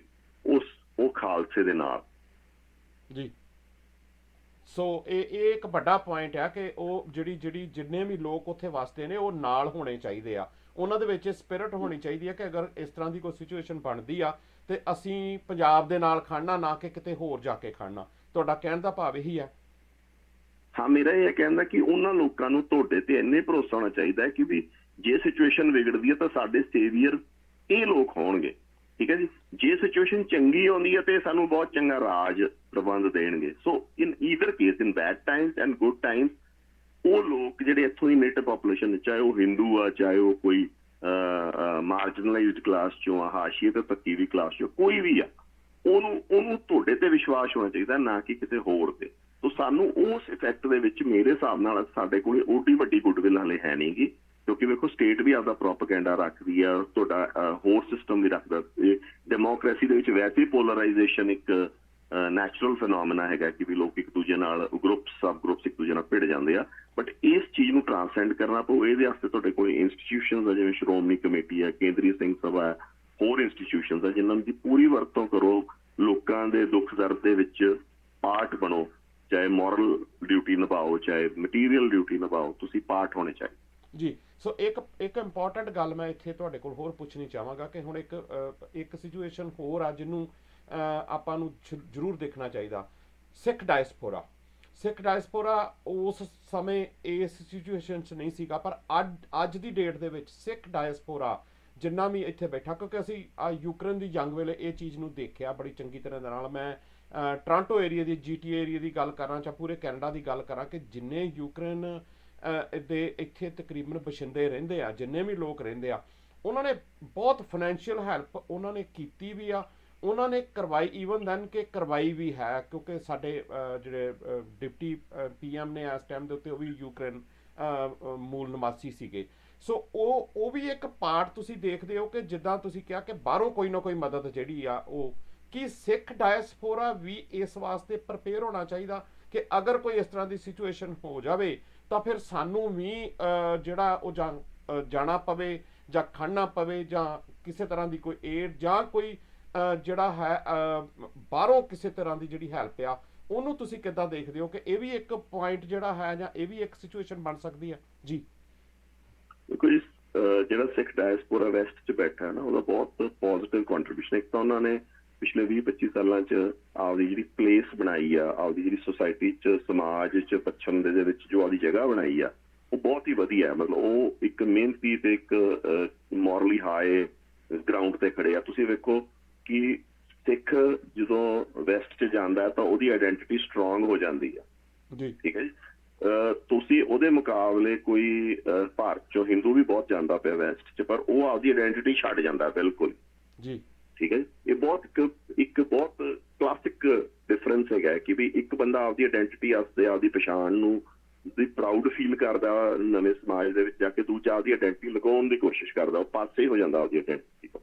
ਸੋ ਇੱਕ ਤਾਂ ਇਹ ਉਹਨਾਂ ਨੇ ਆਪਦੀ ਆਈਡੈਂਟਿਟੀ ਨੂੰ ਸਟਰੋਂਗ ਕੀਤਾ, ਦੂਜਾ ਉਹਨਾਂ ਨੇ ਆਈਡੈਂਟਿਟੀ ਤੋਂ ਇਲਾਵਾ ਉੱਥੇ ਆਪਦੇ ਆਪ ਨੂੰ ਉਸ ਪਬਲਿਕ ਦੇ ਵਿੱਚ ਜਾਂ ਉਸ ਸਮਾਜ ਦੇ ਵਿੱਚ ਆਪਦੇ ਆਪ ਨੂੰ ਬਹੁਤ ਸੋਹਣੇ ਮੋਰਲ ਗਰਾਊਂਡ ਤੇ ਖੜੇ ਆ। ਹੁਣ ਇਹਦੇ ਵਿੱਚ ਕੀ ਹੈ ਕਿ ਵੀ ਕਿਸਾਨ ਸੰਘਰਸ਼ ਵੇਲੇ ਆਪਾਂ ਵੇਖਿਆ ਕਿ ਵੀ ਜਿੰਨਾ ਰੋਲ ਇੱਥੇ ਗਰਾਊਂਡ ਤੇ ਫਾਈਟਰਸ ਦਾ ਸੀਗਾ ਜਾਂ ਗਰਾਊਂਡ ਦੇ ਉੱਤੇ ਸੀਗਾ, ਤਕਰੀਬਨ ਇਹ ਕਹਿ ਲਓ ਵੀ ਓਨਾ ਹੀ role in terms of material, in terms of support west ਦੇ ਵਿੱਚ ਉਹ ਡਾਇਸਪੋਰਾ ਨੇ, ਸਿੱਖ ਡਾਇਸਪੋਰਾ ਨੇ ਨਿਭਾਇਆ, ਠੀਕ ਹੈ ਜੀ। ਜੇ ਮੋਦੀ ਨੇ ਕਾਨੂੰਨ ਉਹ ਰੱਦ ਕੀਤੇ ਆ ਤਾਂ ਉਹਦੇ 'ਚ ਇਕੱਲਾ ਇੱਥੋਂ ਦਾ ਗਰਾਊਂਡ ਸਵੈਲ ਇੰਪੋਰਟੈਂਟ ਨਹੀਂ ਸੀ, ਉਸ ਡਾਇਸਪੋਰਾ ਦਾ ਜਿਹੜੀ ਸਪੋਰਟ ਸੀ ਉਹ ਬੜੀ ਇੰਪੋਰਟੈਂਟ ਫੈਕਟਰ ਸੀਗਾ ਤੇ critical factor C, because world ਦੇ ਵਿੱਚ ਤਾਂ ਵਿਚਰਨਾ ਨਾ ਅਗਲਿਆਂ ਨੇ, ਠੀਕ ਹੈ। ਸੋ ਇੱਕ ਤਾਂ ਇਹ ਗੱਲ ਸੀਗੀ। ਦੂਸਰੀ ਗੱਲ ਇਹ ਆ ਕਿ ਡਾਇਸਪੋਰਾ ਤੋਂ ਸਾਨੂੰ ਵੈਲਿਊਜ਼ ਬਹੁਤ ਮਿਲਦੀਆਂ ਕਿ ਹਾਂ ਵੀ ਅਸੀਂ ਆਪਦੀ ਥਾਟ ਨੂੰ ਕਿਵੇਂ ਐਕਸਪ੍ਰੈਸ ਕਰਨਾ। ਜਿਹੜੀ ਚੇਂਜ ਪੰਜਾਬ ਦੇ ਵਿੱਚ ਲੀਡ ਕਰਦਾ, ਪੰਜਾਬ ਚੇਂਜ ਦੇ ਵਿੱਚ ਕਿਸੇ ਤਰੀਕੇ ਦੀ ਜਾਂ ਐਕਸਪੈਰੀਮੈਂਟ ਕਰਦਾ, ਤਾਂ ਉਹ ਡਾਇਸਪੋਰਾ ਦੇ ਫਰੈਸ਼ ਜਾਂ ਆਈਡੀਆਜ਼ ਜਾਂ ਡਾਇਨਾਮਿਜ਼ਮ ਕਰਕੇ ਵੀ ਆ ਡੇ ਟੂ ਡੇ ਜਿਹੜਾ ਉਹ ਆਈਡੀਆਜ਼ ਦਿੰਦੇ ਕਿ ਵੀ ਐਂ ਗਵਰਨੈਂਸ ਹੋਣੀ ਚਾਹੀਦੀ ਹੈ, ਤੁਹਾਨੂੰ ਐਂ ਕਿਉਂ ਨਹੀਂ ਗਾ ਉੱਥੇ, ਸੋ ਉਹ ਆਈਡੀਆਜ਼ ਵੀ ਲੋਕਾਂ ਦੇ ਵਿੱਚ ਇਨਕਲਕੇਟ ਹੁੰਦੇ ਆ। ਜਿਹੜੀ ਚੀਜ਼ ਧਿਆਨ ਰੱਖਣ ਦੀ ਲੋੜ ਆ ਇੱਥੇ, ਫੋਰ ਐਗਜ਼ਾਮਪਲ ਕੁਝ ਇਸ਼ੂਜ਼ ਆ ਜਿਹੜੇ ਮੈਂ ਸਮਝਦਾ ਹੈ ਕਿ ਜਿਵੇਂ ਈਸਾਈਆਂ ਨਾਲ ਕਨਫਲਿਕਟ ਆਉਣ ਦਾ ਚਾਂਸ ਆ, ਹਨਾ, ਜਿਹੜੇ ਆ ਨਕਲੀ ਪਾਸਪੋਰਟ ਦਾ, ਉਹ ਸਾਨੂੰ ਬਹੁਤ ਧਿਆਨ ਨਾਲ ਉਹਨਾਂ ਪ੍ਰੋਬਲਮਸ ਨੂੰ ਹੱਲ ਕਰਨਾ ਚਾਹੀਦਾ ਵੀ ਕਿਸੇ ਤਰੀਕੇ ਨਾਲ ਵੀ ਵੈਸਟ ਦੇ ਵਿੱਚ ਸਾਡੀ ਇਮੇਜ ਇਹ ਨਹੀਂ ਬਣਨੀ ਚਾਹੀਦੀ ਕਿ ਅਸੀਂ ਤਾਲੀਬਾਨੀ ਟਾਈਪ ਆ ਜਾਂ ਰੈਡੀਕਲ ਆ ਬਹੁਤ ਜ਼ਿਆਦਾ, ਜਾਂ ਅਸੀਂ ਕਿਸੇ ਹੋਰ ਦੀ ਆਵਾਜ਼ ਹੀ ਨਹੀਂ ਪੰਜਾਬ ਦੇ ਵਿੱਚ ਉੱਠਣ ਦਿੰਦੇ। ਤਾਂ at the same time Punjab ਦੇ ਵਿੱਚ ਉਸ ਜਿਹੜਾ ਇਹ ਪਖੰਡਵਾਦ ਚੱਲਿਆ ਹੋਇਆ ਉਹਨੂੰ ਨਜਿੱਠਣਾ ਵੀ ਆ। ਸੋ ਇਹ ਬੈਲੈਂਸਿੰਗ ਐਕਟ ਬਹੁਤ ਧਿਆਨ ਨਾਲ ਕਰਨ ਦੀ ਲੋੜ ਆ ਕਿ ਡਾਇਸਪੋਰਾ ਦੇ ਉੱਤੇ ਉਹਦਾ ਅਸਰ ਕਿਸੇ ਤਰੀਕੇ ਦਾ ਰੋਂਗ ਨਾ ਪੈ ਜੇ। ਬਿਲਕੁਲ ਜੀ, ਠੀਕ ਹੈ ਜੀ, ਕਿਉਂਕਿ ਉਹ ਤੁਹਾਡਾ ਇੱਕ ਮਤਲਬ ਜਿਹੜਾ ਤੁਹਾਡੇ ਕੋਲੇ ਮੈਂ ਗੱਲ ਕਰਦਾ ਨਾ ਵੀ ਜਿਹੜਾ ਮਾਲਵੇ ਦੇ ਵਿੱਚ ਆ ਕੇ ਮਿਸਲ ਕਾਲਵੇ ਤੁਹਾਨੂੰ ਸਪੋਰਟ ਮਿਲਦੀ ਸੀਗੀ ਮਾਲਵੇ ਦੇ ਜੰਗਲਾਂ 'ਚ ਜਾਂ ਟਿੱਬਿਆਂ 'ਚ, ਉਹ ਰੋਲ ਅੱਜ ਤੁਹਾਡਾ ਡਾਇਸਪੋਰਾ ਨਿਭਾ ਰਿਹਾ ਸਿੱਖਾਂ ਦੀ ਸਟਰਗਲ ਦੇ ਵਿੱਚ। ਜੀ ਬਿਲਕੁਲ, ਕਿਉਂਕਿ ਇਹ ਉਸ ਬੇਸ ਜੀ ਕੰਟੀਨਿਊ ਹਾਂਜੀ ਹਾਂ, ਉਸ ਬੇਸ ਨੂੰ ਜਿਹੜੀ ਤੁਹਾਡੀ ਉੱਥੇ ਕੈਨੇਡਾ, US ਤੇ ਆਸਟ੍ਰੇਲੀਆ ਨੂੰ ਸਟਰੋਂਗ ਕਰਨ ਦੀ ਲੋੜ ਆ ਤੇ ਉਹਨੂੰ ਮਜ਼ਬੂਤ ਰੱਖਣ ਦੀ ਲੋੜ ਆ, ਉਹਨਾਂ ਨੂੰ ਸੇਫ ਰੱਖਣ ਦੀ ਲੋੜ ਆ ਆਪਦੇ ਸਮਾਜ ਦੇ ਵਿੱਚ, ਠੀਕ ਹੈ ਨਾ, ਤਾਂ ਕਿ ਉਹ ਤੁਹਾਡੇ ਵਾਸਤੇ ਪੋਜ਼ਿਟਿਵ ਰੋਲ ਕਰਦੇ ਰਹਿਣ ਅੱਗੇ ਵੀ, ਉਹ ਸਟਰੋਂਗ ਹੋਣ। ਜੇ ਫਾਈਨੈਂਸ਼ਲੀ ਵੀ ਉਹ ਸਟਰੋਂਗ ਹੁੰਦੇ ਜਾਣਗੇ ਤਾਂ ਤੁਸੀਂ ਫਾਈਨੈਂਸ਼ਲੀ ਇੱਥੇ ਤੁਹਾਨੂੰ ਹੈਲਪ ਬੈਟਰ ਮਿਲ ਜੂਗੀ। ਜੇ ਉਹ ਉੱਥੇ ਸੋਸ਼ਲੀ ਤੇ ਪੋਲੀਟੀਕਲੀ ਸਟਰੋਂਗ ਹੋਣਗੇ ਤਾਂ ਤੁਹਾਡੀ ਬਹੁਤ ਕੁਛ ਕਰ ਸਕਣਗੇ, ਤੇ ਉਹ ਕਰ ਵੀ ਰਹੇ ਆ। ਇੱਕ ਖਾਸੀਅਤ ਆ ਮਤਲਬ ਸਿੱਖ ਡਾਇਸਪੋਰਾ ਦੀ ਕਿ ਉਹ ਭੁੱਲਦਾ ਨਹੀਂ, ਮੈਂ ਜਿਵੇਂ ਆਖਿਆ ਉਹਦੀ ਪਛਾਣ ਨੂੰ ਇੰਟੈਕਟ ਰੱਖ ਰਿਹਾ ਕੰਪੇਅਰ ਟੂ ਅਦਰਸ। ਠੀਕ ਆ, ਆਪਣੇ ਵੀ ਕੋਈ ਇੰਸੀਡੈਂਟਸ ਹੋਣਗੇ, ਆਪਾਂ ਕਹਿ ਸਕਦੇ ਹਾਂ ਕਿ ਵੀ ਜਾਂਦੇ, ਬਟ ਆਪਾਂ ਕੰਪੈਰੇਟਿਵ ਤੇ ਰਿਲੇਟਿਵ ਹੀ ਵੇਖਣਾ। ਜਿਹੜੀ ਚੀਜ਼ ਪ੍ਰੋਬਲਮ ਆਉਂਦੀ ਹੈ ਡਾਇਸਪੋਰਾ ਤੋਂ ਉਹ ਆ ਕਿ ਵੀ ਥੋੜੀ ਇੰਟਰਫੇਰੈਂਸ, ਅਨਡਿਊ ਪ੍ਰੈਸ਼ਰ ਨਾ ਡਿਵੈਲਪ ਕਰਨ। ਕਈ ਵਾਰੀ ਗਰਾਊਂਡ ਸਿਚੁਏਸ਼ਨ ਇੱਥੇ ਬੈਠੇ ਲੋਕਾਂ ਨੂੰ ਬਿਹਤਰ ਪਤਾ ਹੁੰਦੀ ਆ ਤੇ ਸਪੋਰਟਿਵ ਰੋਲ ਕਰਨ, ਹਾਂ ਠੀਕ ਆ, ਇੰਟਰਫੇਰੈਂਸ ਵੀ ਕਰਨ, ਬਟ ਇੱਕ ਪੁਆਇੰਟ ਤੋਂ ਬਿਯੋਂਡ ਇੱਥੇ ਸਿਚੁਏਸ਼ਨ ਹੈ ਕਿ ਨਹੀਂ ਹੈ ਉਹਨੂੰ ਪੁਸ਼ ਜਿਹੜਾ ਉਹ ਧਿਆਨ ਨਾਲ ਕਰਨ ਥੋੜਾ ਜਿਹਾ, ਬਸ ਇੰਨਾ ਕੀ ਮੈਂ ਕਹੂੰਗਾ। ਉਹਦੇ ਇਲਾਵਾ ਆਈ ਥਿੰਕ ਡਾਇਸਪੋਰਾ ਦਾ ਜੇ ਓਵਰਆਲ ਰੋਲ ਵੇਖੀਏ ਤਾਂ ਬਹੁਤ ਹੀ ਪੋਜ਼ਿਟਿਵ ਰਿਹਾ ਹੈ। ਮੈਂ ਸਗੋਂ ਪਹਿਲਾਂ ਕਹਿੰਦਾ ਹੁੰਦਾ ਸੀਗਾ ਕਿ ਵੀ ਇਹ ਮਾਈਗ੍ਰੇਸ਼ਨ ਬਹੁਤ ਮਾੜੀ ਚੀਜ਼ ਆ, ਹੈ ਵੀ ਮਾੜੀ, ਮਤਲਬ ਮੈਂ ਹਾਲੇ ਵੀ ਕਹਿੰਦਾ ਵੀ ਘੱਟ ਹੋਣੀ ਚਾਹੀਦੀ ਆ, ਬਟ ਸਿੱਖ ਡਾਇਸਪੋਰਾ ਨੇ ਤਾਂ ਬਹੁਤ ਹੀ ਪੋਜ਼ਿਟਿਵ ਰੋਲ ਕੀਤਾ। ਮਤਲਬ ਸਾਨੂੰ ਮਾਈਗ੍ਰੇਸ਼ਨ ਨੇ ਐਡਵਾਂਟੇਜ ਹੀ ਕੀਤਾ। ਅਸੀਂ ਜੇ ਬਾਹਰਲਾ ਜਿਹੜਾ ਇਨਵਰਟ ਮਾਈਗ੍ਰੇਸ਼ਨ ਰੋਕ ਲਈਏ, ਗੰਗਾ ਜਮਨਾ ਤਹਿਜ਼ੀਬ ਤੋਂ, ਤੇ ਸਾਡੀ ਜੇ ਮਾਈਗ੍ਰੇਸ਼ਨ ਥੋੜੀ ਬਹੁਤ ਹੋਰ ਵੀ ਹੋ ਜਾਏ ਤਾਂ ਤੁਹਾਨੂੰ ਕੋਈ ਨੁਕਸਾਨ ਨਹੀਂ ਹੋਣਾ, ਉਹਦਾ ਐਡਵਾਂਟੇਜ। ਜੀ ਬਿਲਕੁਲ, ਤੁਸੀਂ ਸਹੀ ਪੁਆਇੰਟ ਆ ਕਿ ਥੋੜਾ ਜਿਹਾ ਕਈ ਵਾਰੀ ਜਿਹੜਾ ਹੈ, ਕਿਉਂਕਿ ਜਿਹੜੀਆਂ ਗਰਾਊਂਡ ਲੈਵਲ ਦੀਆਂ ਸਿਚੁਏਸ਼ਨਸ ਨੇ ਉਹ ਕਈ ਵਾਰੀ ਜਿਹੜੀਆਂ ਨੇ ਉਹ ਡਾਇਸਪੋਰਾ ਦੇ ਉਸ ਲੈਵਲ ਤੇ ਜਾ ਕੇ ਉਹ ਨਹੀਂ ਅੰਡਰਸਟੈਂਡ ਕਰਦਾ, ਤਾਂ ਕਈ ਵਾਰੀ ਉਹਨੂੰ ਇੱਦਾਂ ਲੱਗਦਾ ਕਿ ਮੈਂ ਪ੍ਰੈਸ਼ਰਾਈਜ਼ ਕਰਕੇ ਜਾਂ ਕਿਸੇ ਤਰ੍ਹਾਂ ਦੀ ਨਾਲ ਇੰਟਰਫੀਰੈਂਸ ਕਰਕੇ ਮੈਂ ਉੱਥੇ ਬਹੁਤ ਜਲਦੀ ਨਾਲ ਕੋਈ ਚੇਂਜ ਕਰ ਦਿਆਂ, ਤੇ ਉਹ ਏਡੀਆਂ ਸੌਖੀਆਂ ਨਹੀਂ ਹੈ, ਉਹ ਪੋਸੀਬਲ ਵੀ ਨਹੀਂ ਹੈ। ਲਾਸਟ ਦੇ ਉੱਤੇ ਮੈਂ ਤੁਹਾਡੇ ਕੋਲ ਸਿਰਫ 1-2 ਮਿੰਟ ਦੇ ਵਿੱਚ ਫਿਰ ਆਪਾਂ ਵਾਈਂਡ ਅਪ ਕਰਾਂਗੇ। ਮੈਂ ਇੱਕ ਲਾਸਟ ਦੇ ਉੱਤੇ ਤੁਹਾਡੇ ਕੋਲ ਇੱਕ ਟਿੱਪਣੀ ਜ਼ਰੂਰ ਲੈਣੀ ਚਾਹਾਂਗਾ ਕਿ ਜਿਸ ਤਰ੍ਹਾਂ ਦੇ ਨਾਲ, ਕਿਉਂਕਿ ਮੈਂ ਕੋਸ਼ਿਸ਼ ਕਰਦਾ ਕਿ ਜਦੋਂ ਆਪਾਂ ਸਿੱਖ ਨੁਕਤਾ ਨਿਗਾਹ ਤੋਂ ਗੱਲ ਕਰਦੇ ਹਾਂ ਤਾਂ ਉਹਦੇ ਵਿੱਚ ਸ਼੍ਰੋਮਣੀ ਕਮੇਟੀ ਹਰਿਆਣੇ ਦੀ ਜਿਹੜੀ ਹੈ ਉਹ ਸੁਪਰੀਮ ਕੋਰਟ ਵੱਲੋਂ ਇੱਕ ਫੈਸਲਾ ਆ ਜਾਣਾ, ਕਿ ਇਹਦੇ ਨਾਲ ਪੰਜਾਬ ਦੇ ਵਿੱਚ ਕੋਈ ਕਿਸੇ ਕਿਸਮ ਦੀ ਕੋਈ ਡਿਫਰੈਂਟ ਤਰ੍ਹਾਂ ਦੀ ਕੋਈ ਹੋਰ ਤਰ੍ਹਾਂ ਦੀ ਸਿਚੁਏਸ਼ਨ ਕ੍ਰੀਏਟ ਹੋ ਸਕਦੀ ਆ, ਜਾਂ ਕਿਉਂਕਿ ਫਿਰ ਤਾਂ ਆਪਾਂ ਇੱਕ ਲੈਵਲ ਉਹ ਵੀ ਦੇਖ ਸਕਦੇ ਹੈਗੇ ਕਿ ਦਿੱਲੀ ਕਮੇਟੀ ਵੀ ਤਾਂ ਹੈ ਇੱਕ ਸੈਪਰੇਟ, ਹਰਿਆਣੇ ਦੀ ਹੋ ਗਈ ਤਾਂ ਫਿਰ ਕੀ ਹੋ ਗਿਆ। ਸੋ ਗੱਲ ਤਾਂ ਉੱਥੇ ਆ ਕਿ ਤੁਸੀਂ ਵੀ ਸ਼ਾਇਦ ਪੋਸਟ ਪਿੱਛੇ ਪਾਈ ਸੀ ਕਿ ਪੰਥ ਹੀ ਸਿਰਫ ਕਮੇਟੀ ਵੱਖ ਹੋਈ ਆ, ਪੰਥ ਤਾਂ ਇੱਕੋ ਹੀ ਆ, ਪੰਥ ਤੇ ਇਕੱਠਾ ਹੀ ਆ।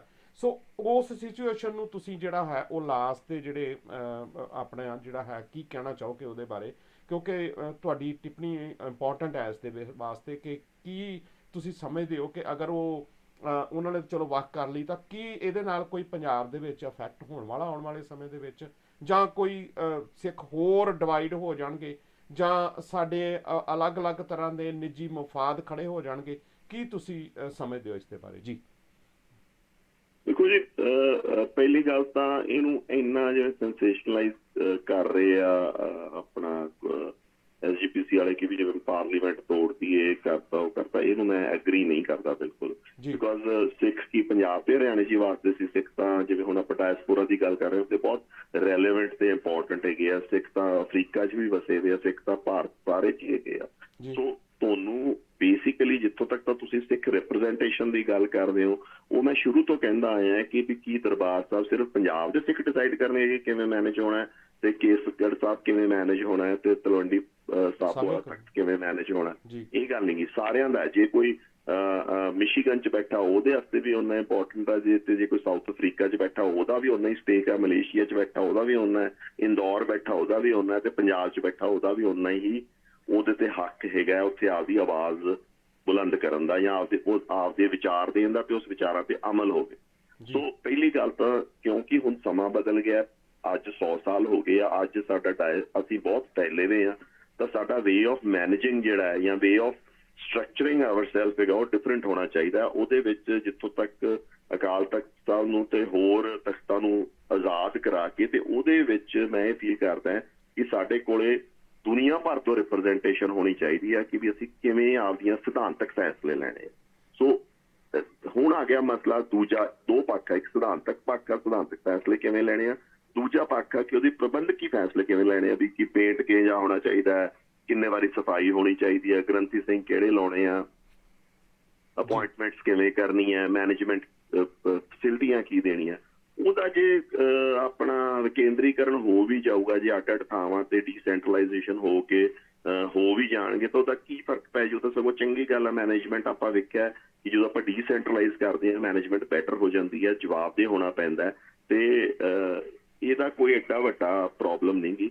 ਜੇ ਗੁਰਦੁਆਰਾ ਇਹ ਬਣਨੀ ਸੀ ਬਿਕੋਜ਼ ਦੇਖੋ ਸੂਬਾਈ ਡਿਫਰੈਂਸਿਸ ਹੋ ਗਏ, ਜਿਵੇਂ ਦਿੱਲੀ ਦੀ ਬਹੁਤ ਦੇ ਵਿੱਚ ਇਲੈਕਸ਼ਨ ਹੁੰਦੇ ਆ ਟਾਈਮਲੀ, ਸਾਰਾ ਕੁਝ ਹੁੰਦਾ ਠੀਕ ਆ, ਉੱਥੇ ਕੋਈ ਪੋਲੀਟੀਕਲ ਮੈਨੀਪੂਲੇਸ਼ਨ ਹੁੰਦੀ ਹੈ, ਪਰ ਪੋਲੀਟੀਕਲ ਮੈਨੀਪੂਲੇਸ਼ਨ ਤਾਂ ਕੀ ਪੰਜਾਬ 'ਚ ਘੱਟ ਹੋਈ ਹੈ ਜਾਂ ਆਪਾਂ ਵੇਖਿਆ ਹੀ ਹੈ ਕਿ ਕਿਵੇਂ ਕਾਬਜ਼ ਰਹੀ ਹੈ ਇੱਕ ਧਿਰ ਤੇ ਹਾਲੇ ਵੀ ਹੈ ਤੇ ਆਪਾਂ ਮੈਨੇਜ ਨਹੀਂ ਕਰ ਪਾ ਰਹੇ ਪ੍ਰੋਪਰ। ਸੋ ਇਹ ਜਿਹੜੀ ਮੈਨੇਜਮੈਂਟ ਹੈਗੀ ਆ ਇਹਦਾ ਕੋਈ ਪ੍ਰਬੰਧਕੀ ਸਿਸਟਮ ਦਾ ਅੱਡ ਅੱਡ ਹੋਣਾ ਕੋਈ ਸਾਨੂੰ ਨੁਕਸਾਨ ਨਹੀਂ, ਚਾਹੇ ਉਹ ਕਿੰਨਾ ਵੀ ਡੀਸੈਂਟਰਲਾਈਜ਼ ਹੋ ਜਾਏ। ਜਿੰਨੀ ਡੀਸੈਂਟਰਲਾਈਜ਼ੇਸ਼ਨ ਹੋਊਗੀ ਉਹਨਾਂ ਪ੍ਰਬੰਧ ਸੋਹਣਾ ਹੋਊਗਾ, ਪਰ ਨਾਲ ਮੈਂ ਇਹ ਕਹਿੰਦਾ ਕਿ ਇਸ ਨੂੰ ਓਪਰਚੁਨਿਟੀ ਯੂਜ਼ ਕੀਤਾ ਜਾਵੇ, ਇਹਨੂੰ ਇਹ ਸਮਝਿਆ ਜਾਵੇ ਕਿ ਜਿਹੜਾ ਸਾਡੇ ਕੋਲੇ ਆਜ਼ਾਦ ਅਕਾਲ ਤਖਤ ਨਹੀਂ ਤੇ ਉਸ ਸਿਧਾਂਤਕ ਜੇ ਤੁਸੀਂ ਫੈਸਲੇ ਲੈਂਦੇ ਤੇ ਉੱਥੇ ਸਾਰਿਆਂ ਦੀ ਰਿਪਰੈਜ਼ੈਂਟੇਸ਼ਨ ਨਹੀਂ, ਉੱਥੇ ਪੰਜਾਬ ਜਾਂ ਹਰਿਆਣੇ ਦੀ ਰਿਪਰੈਜ਼ੈਂਟੇਸ਼ਨ ਹੋਵੇ, ਹੋਰਾਂ ਦੀ ਨਾ ਹੋਵੇ, ਤਾਂ ਇੱਥੋਂ ਦਾ ਜਿਹੜਾ ਪੋਲੀਟੀਕਲ ਫੋਰਸਿਸ ਹੈਗੀਆਂ ਭਾਰਤ ਦੀਆਂ ਤੇ ਪੰਜਾਬ ਦੀਆਂ, ਉਹ ਸਾਡੇ ਸਿਧਾਂਤਕ ਫੈਸਲਿਆਂ ਤੇ ਸਾਡੇ ਅਕਾਲ ਤਖਤ ਦੇ ਫੈਸਲਿਆਂ ਤੇ ਅਸਰ ਕਰਦੀਆਂ।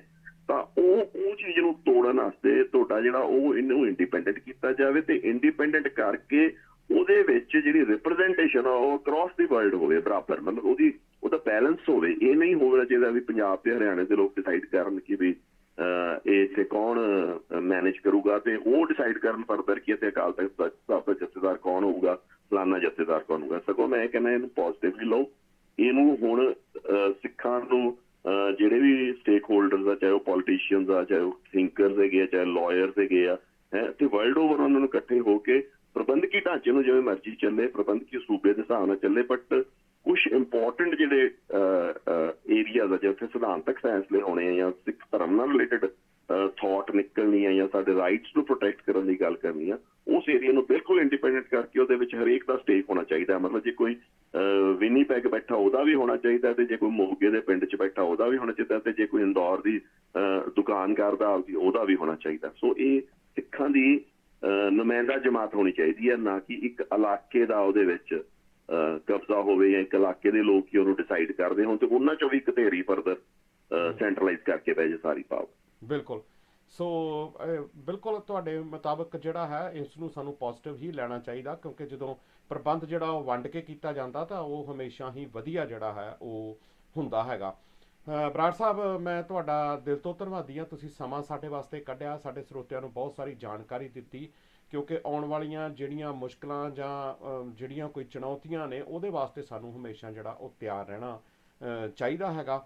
ਮੈਂ ਤੁਹਾਡਾ ਧੰਨਵਾਦ ਕਰਦਾ ਆਪਣੀਆਂ ਦਿਲ ਦੀਆਂ ਗਹਿਰਾਈਆਂ ਤੋਂ। ਫਿਰ ਆਪਾਂ ਕਦੀ ਕੋਈ ਮੌਕਾ ਮਿਲਦਾ ਤਾਂ ਆਉਣ ਵਾਲੇ ਸਮੇਂ 'ਚ ਤੁਹਾਡੇ ਨਾਲ ਗੱਲਬਾਤ ਕਰਾਂਗੇ। ਸੋ ਆਪਣਾ ਦਰਸ਼ਕੋ, ਪ੍ਰੋਗਰਾਮ ਦਾ ਸਮਾਂ ਤਕਰੀਬਨ ਸਮਾਪਤ ਹੈ। ਆਪਾਂ ਫਿਰ ਕੋਈ ਨਵੀਂ ਸ਼ਖਸੀਅਤ ਨਾਲ ਤੁਹਾਡੀ ਕਚਹਿਰੀ 'ਚ ਹਾਜ਼ਰੀ ਲਵਾਵਾਂਗੇ। ਸੋ ਆਪਾਂ ਆਉਣ ਵਾਲੇ ਸਮੇਂ ਦੇ ਵਿੱਚ ਮਿਲਦੇ ਹਾਂ। ਸੋ ਭੈ ਕਾਹੂ ਕੋ ਦੇਤਨਾ ਨੈ ਪੈਮਾ, ਭੈ ਕਾਹੂ ਕੋ ਦੇਤਨਾ ਨੈ ਪੈਮਾਨ ਤਾਨ, ਨਾਨਕ ਨਾਮ ਚੜ੍ਹਦੀ ਕਲਾ, ਤੇਰੇ ਭਾਣੇ ਸਰਬੱਤ ਦਾ ਭਲਾ। ਵਾਹਿਗੁਰੂ ਜੀ ਕਾ ਖਾਲਸਾ, ਵਾਹਿਗੁਰੂ ਜੀ ਕੀ ਫਤਿਹ।